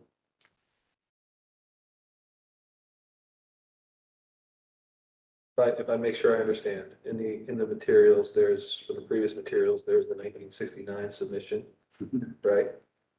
And then there is pictures of what's actually there, which has obviously been modified since 1969. Yeah. Correct? And then there's a proposed, which is what we're seeing now, right? And the reason I mentioned is just doing the 1969 stuff, which is no longer there, would be contributing at this point, right? I think for that application specifically from 1969, they were talking about altering the porch because it was not original. So we just included what mentioned the porch from the file. Yeah. About it being. You just providing the history of kind of. Yeah, just a history of it, that I think it was already decided back at that time that that porch was not, the second story porch was not original. I understand. Yeah. So that's why that is included. But not original, but is it contributing is where my head is. Yeah, okay. That's true. Right? Mhm. And it is weird, don't get me wrong. It's kind of fun. Yeah, there's a story of salvaged wrought iron from New Orleans or something. Yeah. Well, and that's when it becomes interesting. Like if it is a unique thing that was built in a contributing period. I don't know, right? That's the moral dilemma, not the historic preservation dilemma. That's the other weird thing is that it doesn't meet any kind of code. Yeah. So. Well, and obviously it doesn't look like what's there got a certificate of appropriateness. Yeah. It's probably true. So. Yeah. It's what I call German Village weird. Yeah. Which is, but if it's German Village weird of the contributing period, should we be considering that it should stay? That's the question. Wondering if on Ned's issue, whether the Department of Interior guidelines address situations like this where we're almost completely removing an original exterior wall in the historic structure and enclosing it, so it won't be visible from the outside that it's been removed. But the original structure will have been significantly changed. It's historic structure, it's historic structure. Yeah. The Park Service really doesn't distinguish whether it's inside or outside. Yeah, well, I don't know what the department guidelines say. I think I know what they probably say. Well, and that's an interesting point because it would affect potentially whether or not it stays on the register, right? And if you were doing a historic tax credit project, you wouldn't be allowed to do it, right? You would not be allowed to. But that is not necessarily what we're here reviewing as a commission. We're reviewing the guidelines. We're not applying tax policy. Right. Well, the tax policy is intended to keep it on the historic register, right? Like, Also, guidelines say it needs to be so that it comes off, it's still there. Yes, that was for 311611, number 10. Yeah. which is a way of looking at it that I hadn't particularly looked at, thought about previously. That's the guidelines, that was the intent, that we're not, way back when they wrote the guidelines, was to preserve so much of the historic. And it could be undone and still be there. And that was from code.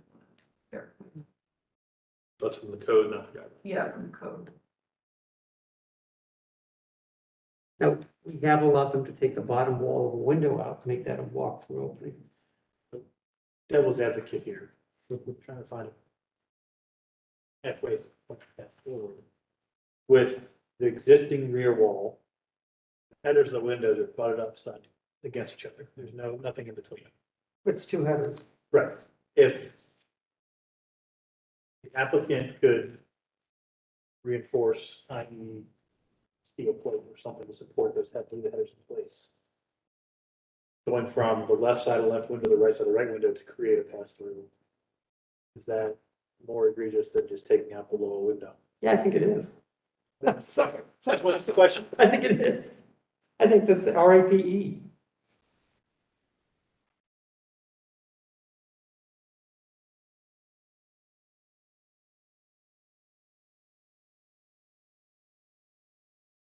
The previous conversations about this type of renovation work of removing rear portions of buildings. A lot of it came down to we could say no as it is. The applicant could adjust it to keep the wall, put the addition on. Once the addition goes on, it becomes interior space. We have the jurisdiction to do whatever we wanted to it without having to come back to us. So It's tough to get a building permit. it's one of those conversations of if the commission takes a stand on something, what happens actuality? I'm not saying that we shouldn't, I'm just putting it In practice, yeah, they'd have to get a building permit, but they wouldn't have to get a certificate. Perfect. I'm not arguing with that. Yeah. But I think it's our duty to protect the historic fabric of the village.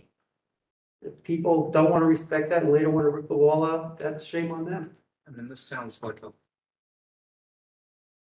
law in the guidelines. Julie's not here, but it was a project on Jaeger, I believe, with Julie, that the owners were here. When we brought this up, the owners were like, oh my God, we don't want to do that. We want to respect the historic fabric, and they requested Julie to go along with that. We were afraid of it. Is the applicant willing to have that conversation with their client?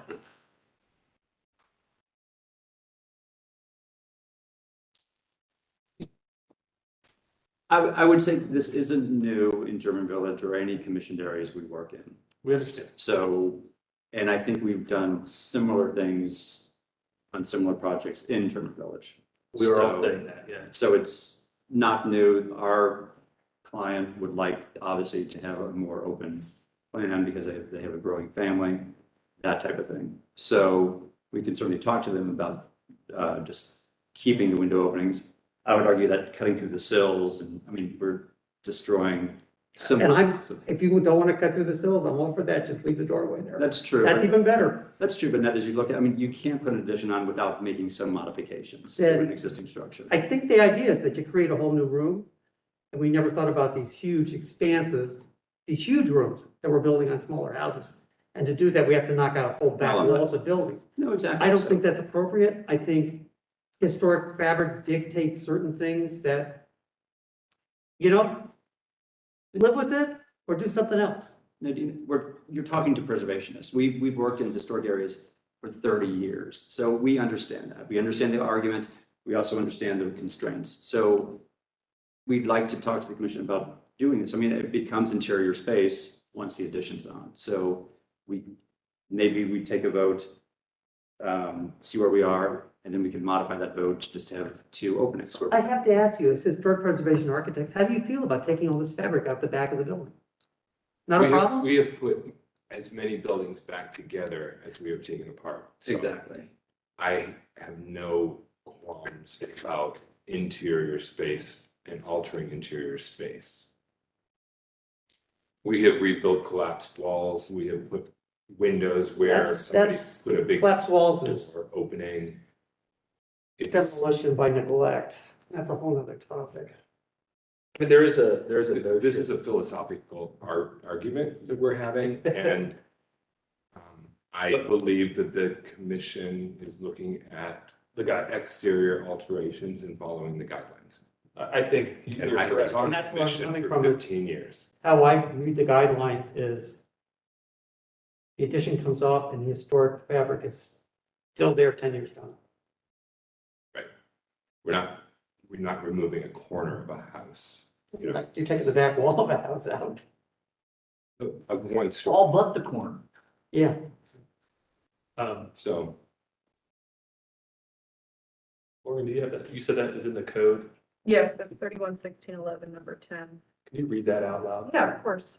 Whenever possible, a new addition or alteration shall be accomplished so that its future removal will not impair the essential form and integrity of the structure.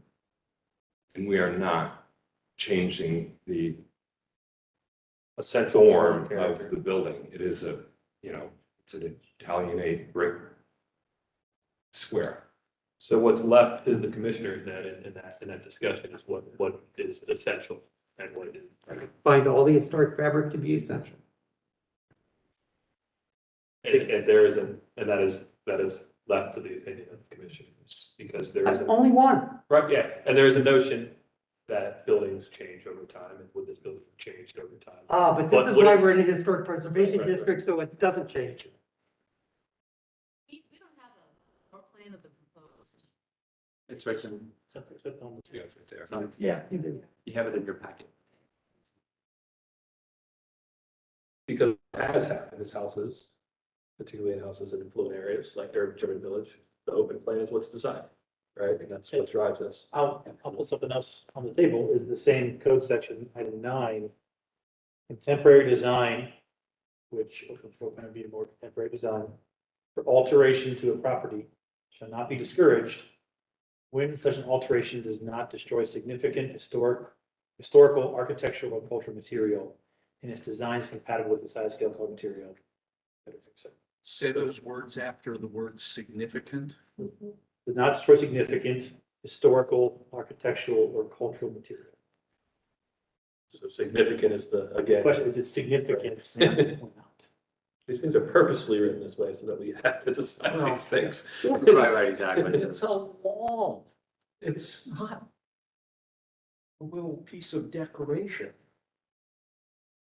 I understand. So based on that, it would be okay to go ahead and take some of the south wall out too. If they want what to go. around it?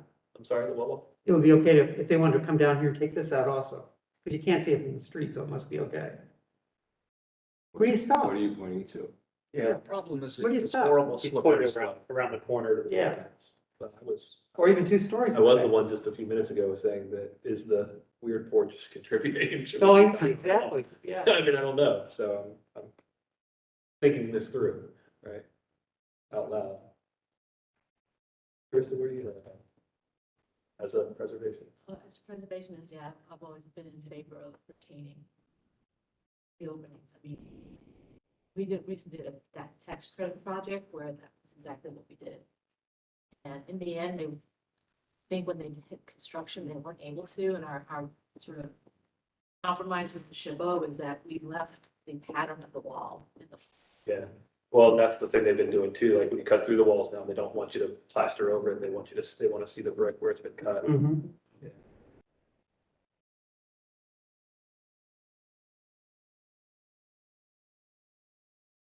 Well, I think my current feeling is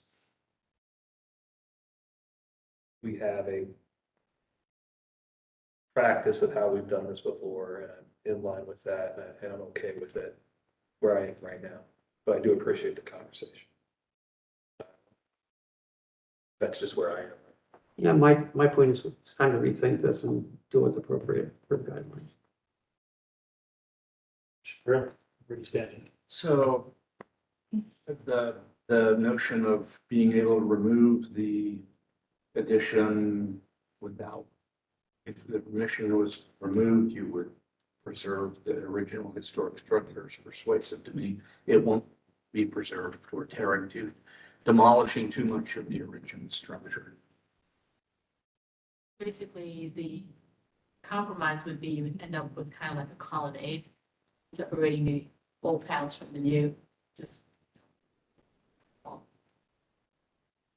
There might be versions of it that would be okay, but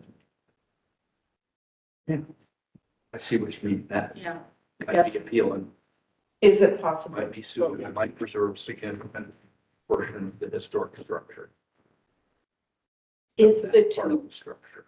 if, I know Anthony suggests this, but if the two windows were combined as one opening, which would give you a larger span, and then the other opening door were kept, but you would have a piece, you would have then that piece of wall in between what was the other back door and the two windows that would, kind of trace what that existing wall, would that be an acceptable solution? I'm throwing something out here. Yeah, two large openings. Is four, small openings. yeah.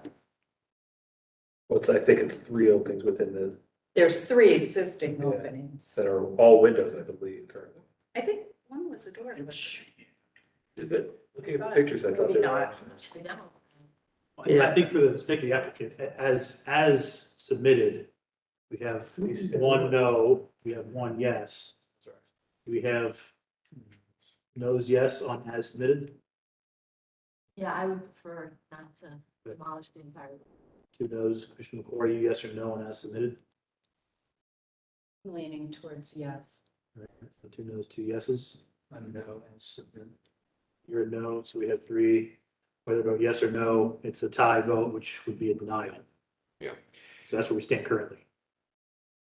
And sort of following Commissioner McCoy's idea of this, we are not shearing off this wall. I mean, we are maintaining a dropped header inside with sheet walls, and I still maintain the fact that the primary form of this structure is there, and to make big openings or bigger opening is the same. If this addition comes off, we put the wall back, we know what it was. Can you apply that to the front of the house too? Can you what? Apply that following- philosophy thinking? So Front of the house let's talk about how we do additions in German Village. When was the last time that you looked at an addition on the front of the house? I'm not talking about addition. Somebody wants us to put a big front opening in the middle of the front of a historic house. They want to take 2 windows out and make one big one. And not put an addition on? No, That would be, no one would propose that because it wouldn't be we've approved. had several propose that, I'm sorry. Okay. Right. But it's self-fixed, as a matter of fact. Right, but this now becomes interior space once it gets enclosed, so. It's not now. Right, so we can. Every addition we put on an addition on a building encloses something that was outside. Exactly, and so you're saying that as a commission, you've never approved any kind of wall removal? No, we're not saying that. That is just saying we had, And that is saying that he thinks it was incorrect. So, but there is precedent and there's, I mean, so sometimes you're just drawing kind of an arbitrary. No, line in the precedent, sand. precedent doesn't matter if precedent was wrong. Right? And again, I'm your yes right now. So that's, but I'm just clarifying for Ned's benefit. What Commissioner Harkey read and what Morgan read were sections that say when an addition is added, it should be able to be removed so that it does not show that historical fabric of a significant amount has been removed, essentially. That's not word for word.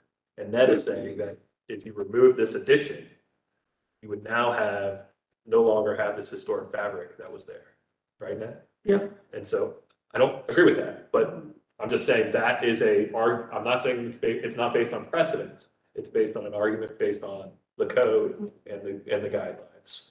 That Ned is saying what we've done before is incorrect. And so I'm just stopping you because I don't think the precedent argument is the right argument here, and I don't think it's going to get you anywhere.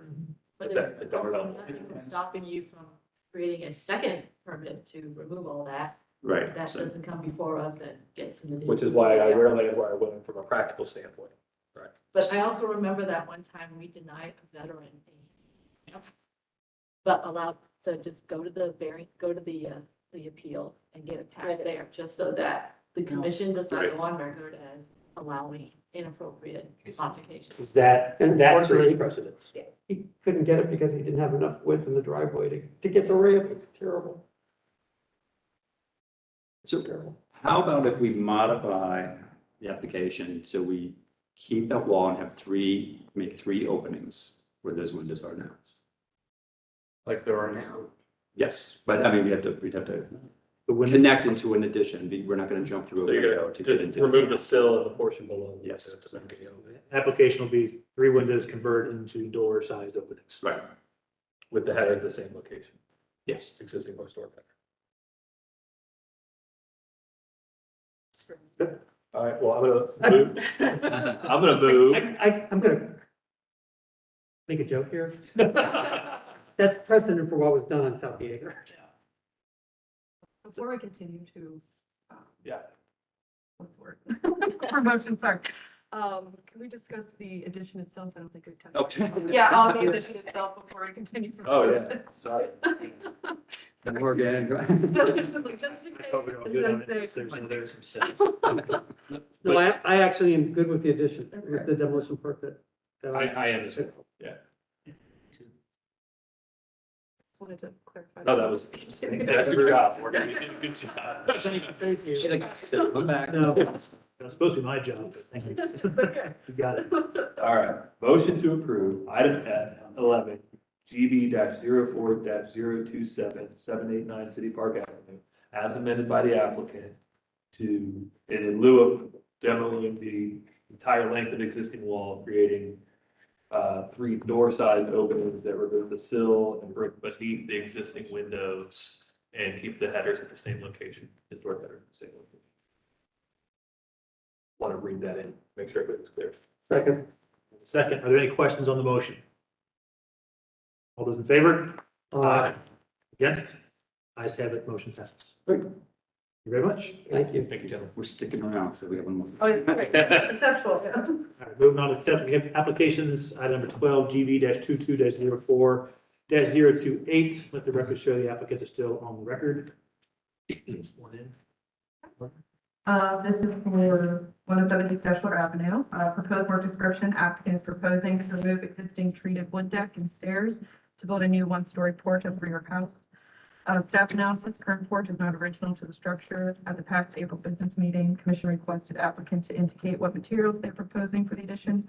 Applicant responded stating the porch will be wood with asphalt shingles. They also asked if applicant could clarify what the plan was for the existing basement man door.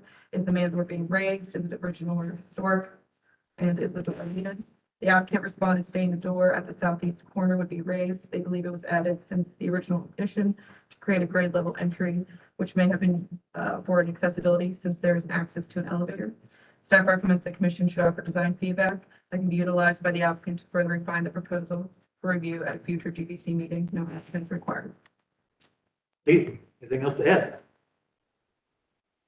So this is a very unusual house in Durham Village. So at some point, someone had a lot of money in the 20s and added this big addition on the back of the house. So they had like $30,000 or $40,000. Yeah. So, And it follows through the interior as well. yeah, someone just really, I mean, took it to kind of arts and crafts on the inside, in part of it. So the best we can figure is that this thing was built as, at least the first floor was an open porch. And then the second floor. The sleeping porch above. Yeah, probably a sleeping porch above. So, which makes sense because it's on crawl space, even though there's windows in the crawl. So it's this weird conglomeration of kind of being modified, put on, modified over the years. So the gist of the project was to kind of add a porch onto the back of this, which would kind of bring the scale of this house down a little bit to kind of, as we're addressing the yard, and also just kind of put that porch function back that is now missing from the original addition. And all of the windows that appear to be original all line up. They're all exactly the same size. And then you get to the new French doors, which are clearly modified at some point. Mm-hmm. And then this door that was dropped goes into a sort of weird and like half level You basement. can kind of see it through the door. You can see how picture. Yeah, so it's just really weird. And then we're actually on the other side of the house, there's a door cut in midway into the house, again, to access another elevator. So I don't know what the issues were. Maybe it was the veteran that needed 2 elevators, or just 1. I know, which we're taking out now. So, but so our idea was clean this up, simplify it, take it back to kind of the natural intent of that porch, where all these windows are the same and wrapping around, and you have this kind of really strong visual to it. So toward that end, raising that door up, which then becomes a mudroom door, keeping all the other original openings there, the same French door location. We'd change the doors out because they're kind of crappy right now, but just working with that. So. My question, the area behind where the porch is attaching is kind of that area that's almost like a stucco right now, right? Below the Yes. Is that porch going to have a ceiling, or is that open and that stucco remains? Is that stucco part of that historic addition? Yeah, We'd like to cover up as much of that stucco as we can. Well, I was thinking, I'd like to have the porch roof open so that you would see that, but we're gonna paint that stucco a different color. So. Because it probably was added in the 20s or whenever that was added. Right, exactly. So it's. But it's not, I got you. And because the sides are still gonna have that stucco, so it's like, how do we? Yeah, not pretty, but it's historic. I do have a question. So looking at the Sanborns, that whole back section does not appear up through 1951, it looks like, from what's in the application. Really? Yeah, which I thought was strange as well, because I would agree it looks like a 20s or 30s edition, Right. but I didn't see a reference in Sanborns. So I don't see evidence that it was 1920. So just in the applicant's favor, it may not be as old. As I see what you're saying. I see. Yeah. So, which maybe is why it's so strange, or they're building it to look old. I don't know. So it's. I think, so from my perspective, one of the big questions is, how old really is it? Is there evidence, maybe the society might have some photos?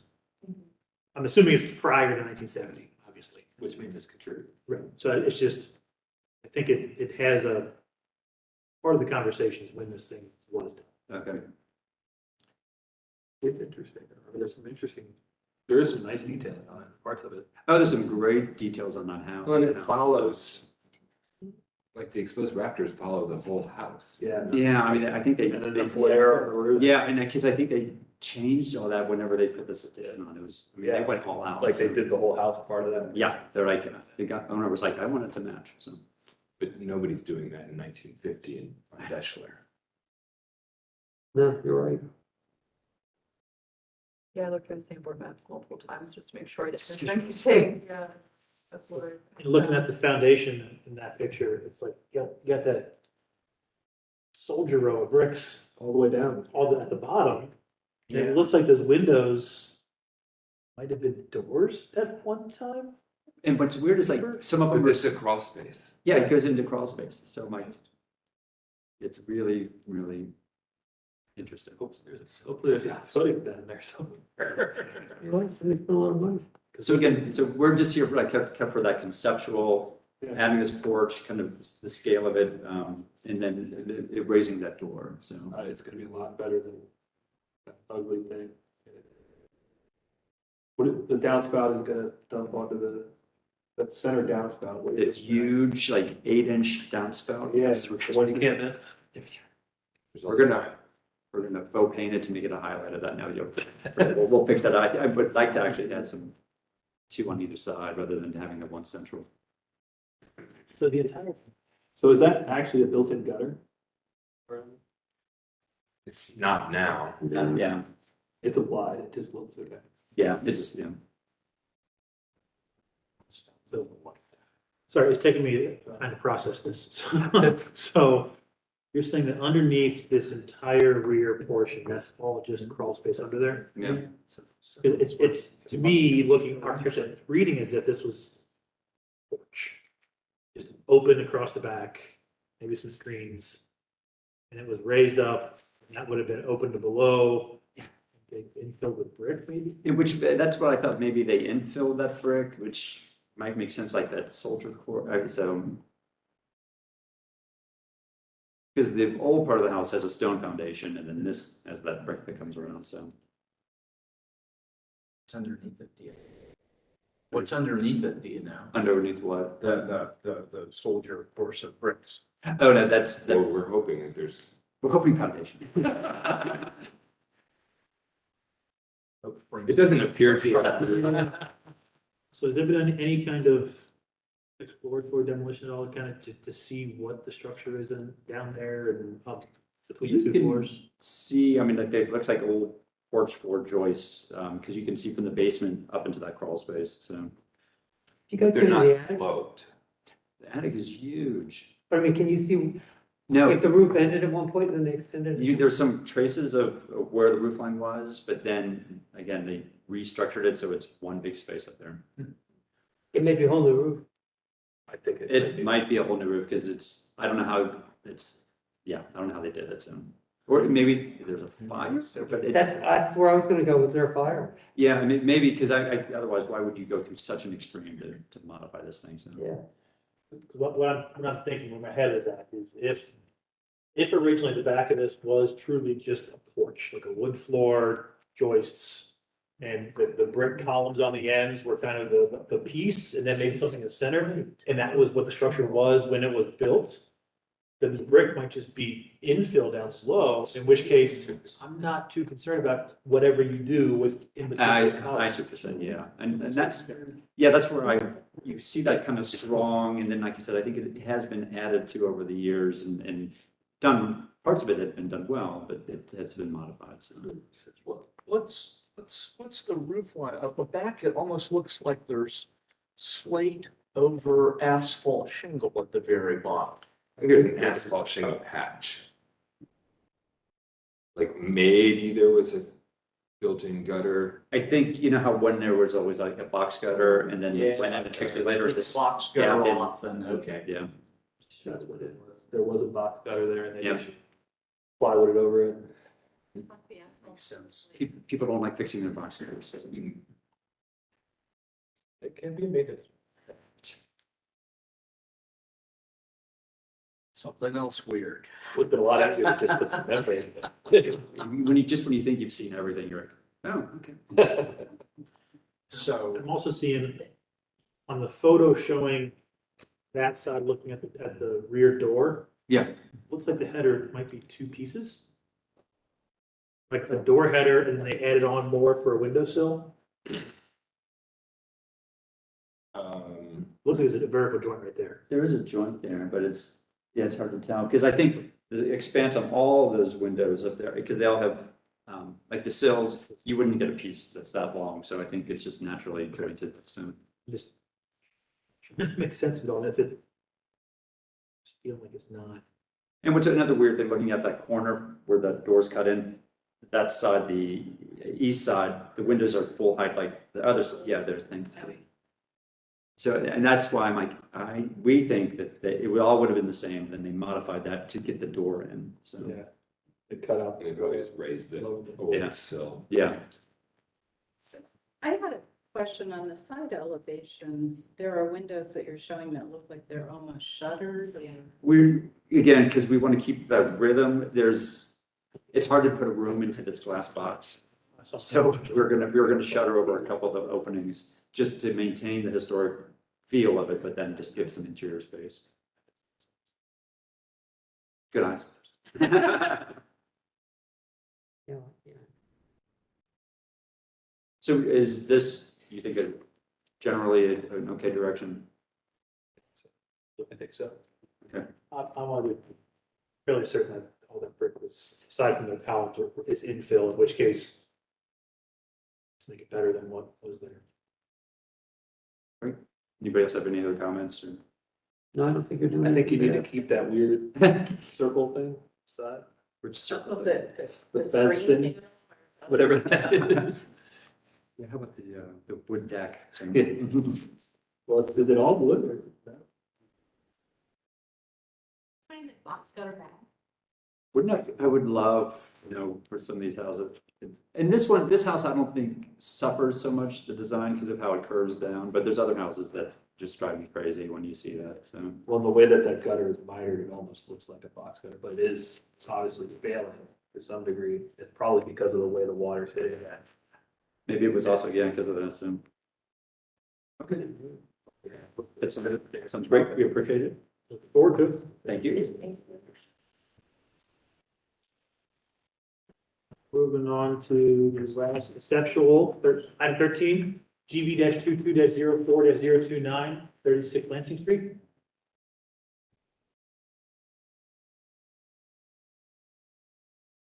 If you go, please raise your right hands. You swear to tell the truth, the whole truth, nothing but the truth. Sir. Your name is? Keith Layton, Thank you. George Elish. Thank you. Conceptual proposed work description, applicant is proposing to construct a roof over current deck, which is between main house and detached garage. Roof will be attached to both the main structure and to the roof of the detached garage. Roofing material will match the asphalt shingles on the roof garage. On the garage roof. Painting for the wood trim will match the color of the garage and house. Staff analysis, applicant initially reached out to discuss the design with staff at the beginning of this month. They had originally submitted the project as a request for action item. Staff had advised applicants to make their application conceptual for commissioner's initial review, since German Village does not typically approve roof connectors between the original structure and garage. At the past April business meeting, commission stated that the proposed roof connector will be visible from the street. Applicant has since provided examples of roof additions to the rear of properties in German Village. Staff recommendation, staff does not support the design of the roof connecting with the main structure and garage. Commission should offer design feedback that can be utilized by the applicant to further refine the proposal for review at a future GBC meeting. This is based off of 311612 students for new construction, letter F, letter K, and new buildings and garages and outbuildings from German Village guidelines, page 113. Number 2, no action is required at this time. Anything else to add? Just one thing. As you can see from the residence, that's our only outdoor space at the house. We don't have a backyard. There's a fence that runs right behind us. So my wife and I spend a lot of time out there. She has a lot of plants and flowers. We grill out there. We entertain guests out there. We wanted some sort of covering. In the winter, in the summertime, it gets brutally hot with the sun. Likewise in the winter with snow and rain. So we just want, again, that's our only outdoor living space. We spend a lot of time out there. So we just wanted to put some sort of protection there from the elements. And the reason why I brought George Ellis here with me, he's the owner of IX Property Solutions. He's a gentleman that his company will be doing the work if it is approved. So if there's any questions about design and materials, he can answer those. Thank you. Sure. Questions, comments from the commission? So the intent is to shade the patio, shelter the patio, Shelter, correct. versus make a connector to the garage. Correct. It's really just because we spend a lot of time out there. You can see the chairs and the couches and that's our only outdoor living space. Where those trees are, that fence is at the end of the back of the house. I'll make a suggestion, I think it's what you're looking for. Are you able to have awning roof structure over the patio, but not engage the garage roof? So it's separate, physically separate. It's supported on columns. The answer is yes and no. Yes, you can, but it's gonna take up, I'm gonna need cylinder pier footers at that point. And because of the space that isn't available there, I'm gonna take up a lot of space because of the overhang on the garage. So it kind of defeats the whole purpose of covering that area to begin with. Based on, I said, based on the fact that there's already an existing garage with existing 2x4s with top and bottom sill, I should be able to support that down and do a double saddle so I can divert the water properly and still maintain when you're looking at, because it's the only version you're gonna see from the road is right there. I'm gonna modify that. I'd rather take the 2x8, put it down on the 2x4, and then do a double saddle so water can divert, so it does look like it belongs there. Awesome, Bexley. What it look I've done this more than once. looking at an option of a retractable awning that would extend out like. Yeah. 10. Yeah. Or some kind of cantilevered umbrella. That's cheap. That's what we use at my house, an umbrella, keeps the sun on. That's exactly. Question to the commission, will you allow that in German Village? An awning? That type of awning? 'Cause Yes, that's we not have. something I would have thought you would go. Yeah, we have. Sure. Yeah. That's up to you, buddy. Yeah, we've got, especially in the second floor, over at, Yeah. Grant and It's like Bex scissors. and, Whittier and Mohawk, just to the southwest, on the back of that house. And up at Beck and just in from Mohawk going west, the back of that house. And they were retractable. Yeah. To know for future. Question to the commission, is there any way I can connect that to the garage in the way I'm describing? What is the age of the garage? There's sand boards, I believe. So you could approach the end. Are they in here? Yes. Yeah, and any way we look at it, this would end up being kind of a precedent for a connection between the house and a garage. If we allowed it to. I'd be interested to see what it does to the. I can zone. assure you I can make it look beautiful. I can assure you I can make it look beautiful. It's the house garage connection. Understood. Would be the precedent. You understand. That is my. Beautiful is not in I my know, copy I had of to throw it the, in. of the. So That's my issue, is that it's connected to the garage. So the guidelines, the guidance is that the garage should not be connected to the house. Okay. Previous applications have come before us trying to say, well, we don't want to have an actual connection, physically building connection. We just want a breezeway, so a roof on top connecting from building to garage as a breezeway open to the sides. And we have said, no, that's still providing what reads as a physical connection between the two, whether it's open or not. So the precedent has been not to allow those connections where they do exist. A lot of 99% were prior to commission approvals ever a big thing. And I appreciate that you found some examples of similar structures. None of them connect to the garage. I agree. And none of them seem like they were probably Permitted. after the guidelines, or if they were permitted, but Yeah, they were. yeah, yeah. No way. So So here's another option, is you slide in a pergola in there with a roof on it. yeah, that's kind of And bring the columns in and cantilever it out to almost kiss the house and almost kiss the garage. So let's And expand that would on, give you space to run your pure column foundations in. I was gonna say, so if I put the pier columns close to the house, Well, you attach the pergola to the house.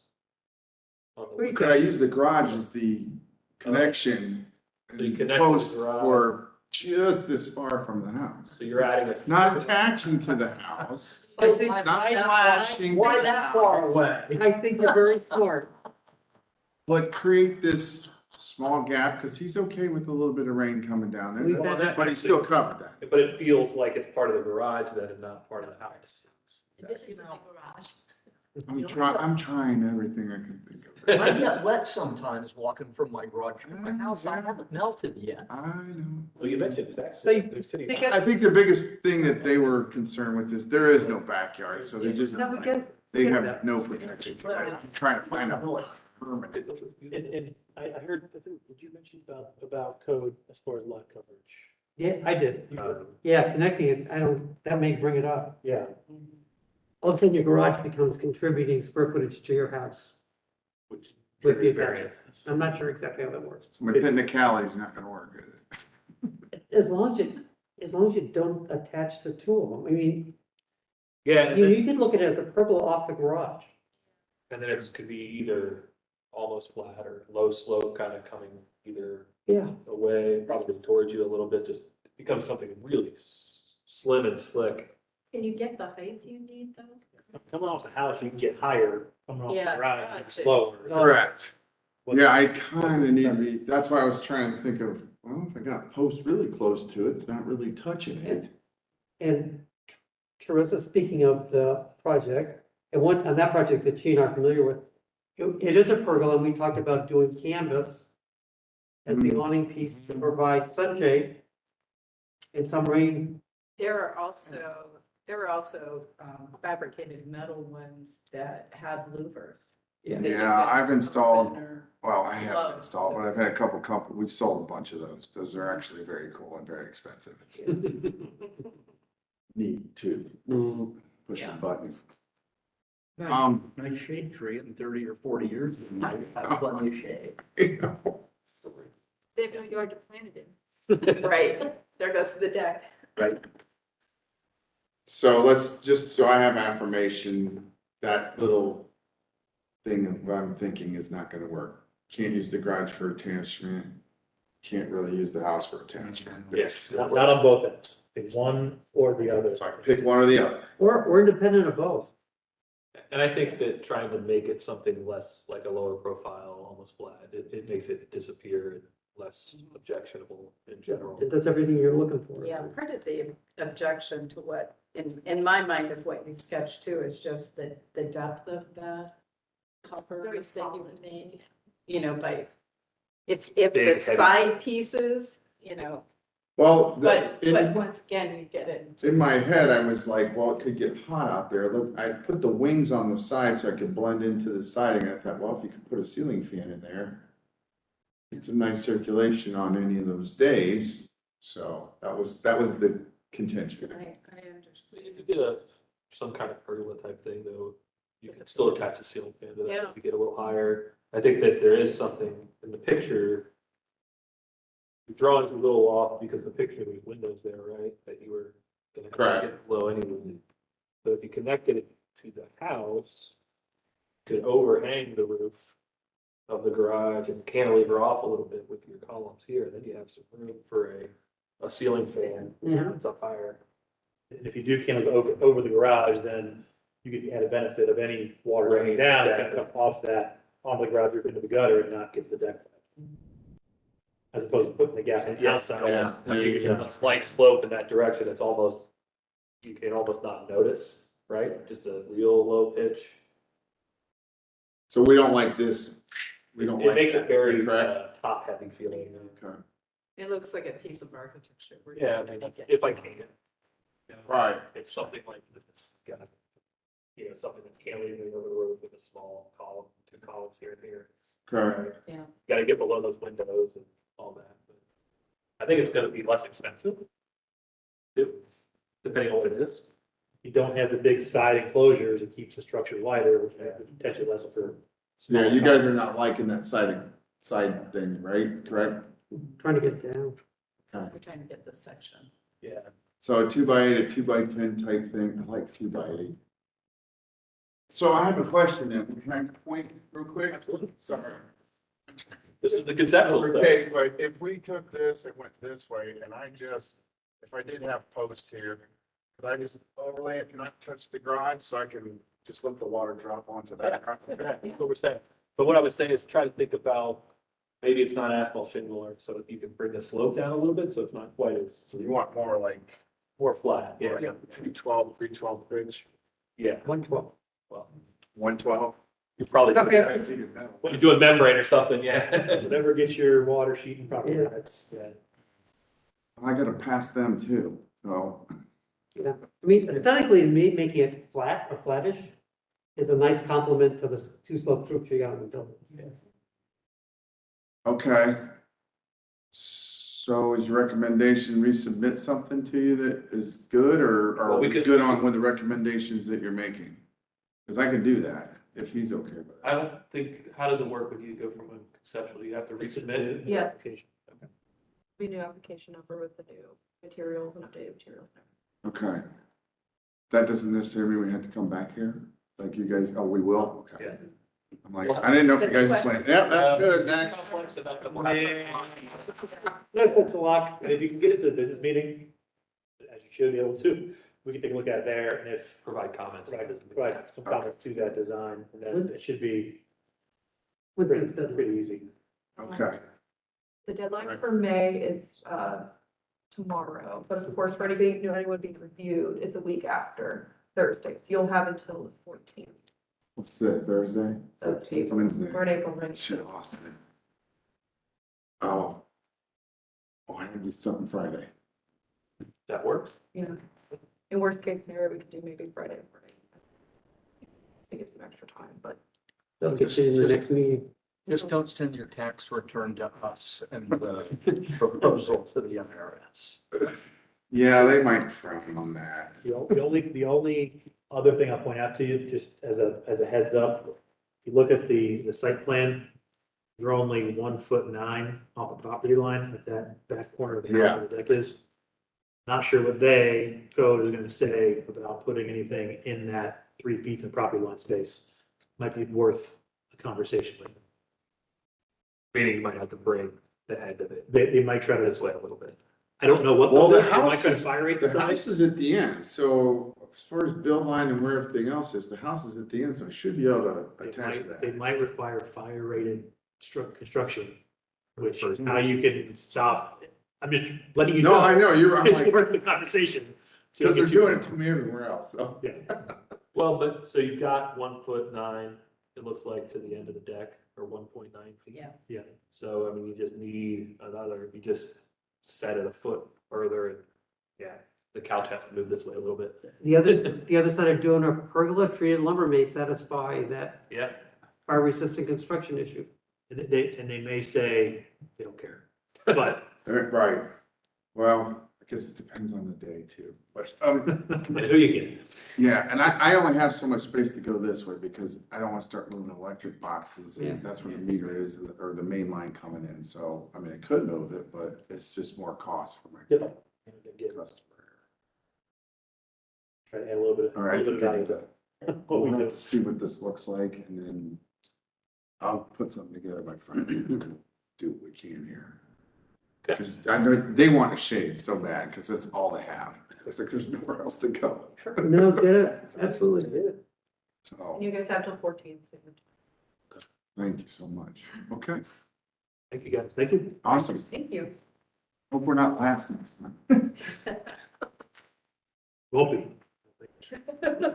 Oh, no, they'll say, no, they won't be conceptual. Not conceptual. Yeah. Yeah. It won't be last, unless there's no conceptual. Over for we're talking about. But yeah, I think. All right, so there is one piece of old business. It's not on the agenda, presently. It's for 771 South Fifth Street. This was reviewed at the previous hearing. This is the The radon radon system. Oh, the, system, Yes. okay, where we approved it. We asked her to send over the citation from the OBBC where she was not allowed to run radon venting under a porch. She sent something, and we don't know, I haven't looked at it yet. She did, she sent it. I can forward that information Yeah. as well. I haven't filed. So this is not regulated by industrial compliance or the OBBC. This is under Department of Health regulations. And there's nothing that says anything about running the venting under, out, or there's no restrictions. So two things, my request to Morgan was, what action, if any, can we take on this, since under oath, the licensed installer misled us. Number two, I think we need to look at when we ask for something like that and they cite that, we make that a condition of approval, or we let them wait another month. Sensible way of things to wait another. Well, now, Exactly. there was no problem waiting another month because they already installed it, right? Right, So it exactly. didn't affect anything. But yeah, it's under Department of Health, 3701. And there is no requirement even under the Department of Health. No, it talks about drain caps and all this and other stuff and make sure it drains. I'm not even sure what got installed in the house is a mitigation system. Because it talks about you have to have depressurization of the soil, which means you have to have a 40 mil or better coverage over the soil. The mitigation system goes through that and sucks the radion out of it. Well, I'm not saying this about that particular applicant, but I've heard that there are shyster. So essentially what that person got, in my estimation, and I'm not no expert on this because I did some fast reading. She got a fan exhausting her basement, which could have been a fan exhausting her basement instead of a lot of tubing and a lot of other CRAP. So, Morgan, do we have any resources at the city to look into radon mitigation in historic districts? Honestly, I'm not quite sure. I can verify with Jamie and other officers as well, just to see. I mean, radon mitigation systems are new, of course, to us, so. I think that we've seen them over the past 10 years. Yeah. Proliferate. It's usually when sales of property happen. I Yeah. think it's something that, and they can be installed inside and come out the roof. The other thing that occurs is to talk to the city attorney's office about what to do when a certificate has been issued in reliance on what turns out to have been false representation made under oath. I mean, I don't want the person prosecuted for, I think we just need to know for. They gotta come back here or something, right? but it might be grounds for revocation of the certificate. If they're absent. In an ordinary commercial contract, it would be grounds for revoking for rescinding the agreement, whether it works the same way in this setting. Right, because the agreement was based on falsehood. Yeah, I'm not looking for anything against it. I just want to, going forward, lessons learned. But you need to deal with. That's a good question. That's part of lessons learned. Yeah. Yeah, well, and that's something we ought to know anyway, is under what circumstances of negligent, honest, intentional misrepresentation, because we're gonna have all three. Right, exactly. Under what circumstances is a certificate issued potentially revocable? I think, yeah, potentially under all of them, no matter the intent. the Right, issues. right, at some level, it's so, Yeah. so the way this works in contract law is that dishonest intent, so a fraudulent misrepresentation is one thing. And a possibly even non-negligent, so an honest and reasonable misrepresentation of a material fact also could be grounds for. Right. But In this instance. that's common law contract. That's far removed from what this might be. In this instance, though, it would be material in that we based our Right. whole approval on that. Right, material misrepresentation is one that you wouldn't have made the decision but for the representation. And that goes back to the fact that that person is licensed by the health department to do Yes. this installation, and that should be brought into question also. And you have to get licenses from the Department of Health to. Yeah, it's interesting too. I mean, radon mitigation systems are not required by code, right? You don't have to put them in. Like, and I know that there are those that believe there are health issues that if you don't put them in, and there's a lot of discussion about that. But then when you do put them in, they're then regulated by the health department, is what we're saying, right? So that they're put in a way that is not unhealthy, right? right? And I'm having this discussion anticipating the possibility that I might have to put a radon mitigation system in our house. As a condition of sale. Yeah. Or I think for the commission's purposes, just have the city chime in on the just the situation, so we know for the future. Yep. And then if there's any resources within zoning, building, whoever at the city, it might be good to have an educational pamphlet or session with commission, other commissions about radon mitigation systems in residential structures in our historic districts. I would agree, yeah. At a minimum, I'd like to know about the propriety of putting a note in the file about this. So when the same applicant comes back with an application for something different, that we don't forget. Applicant or the installer? Either one. Well, particularly the person who represented that. Yeah. Because the applicant is relying on that expertise. That's right. Yeah. Yeah. And I think Ohio Basin Authority. I would appreciate you looking into it also and seeing if you come to the same conclusions. Yeah, I'll read, I mean, I can read it, I'll look at it, yeah, And I'm happy to talk to somebody in the city attorney's office if you want me. Get you kind of with Morgan Lynn. Yeah. Okay, Morgan. That's fine. it took me a while to find that Department of Health. I had to do a search. I think, end of the day, what would be great is if we could end up getting an addendum to the guidelines or something out there that we can point to. Yeah, I mean, we are, James Goodman, of course, we're working on that as best we can. Yep. For the link that was sent to me, I could maybe forward. Then you want to take this copy to read? Is that okay? Yeah, Sure. yeah. It's very bad. Any other questions on that issue? No, I just wanted to bring that up. Motion to adjourn. Second. Questions on the motion? No objection. Wait for that. Thank you very much. Thanks, everyone. 6:30. Thank you.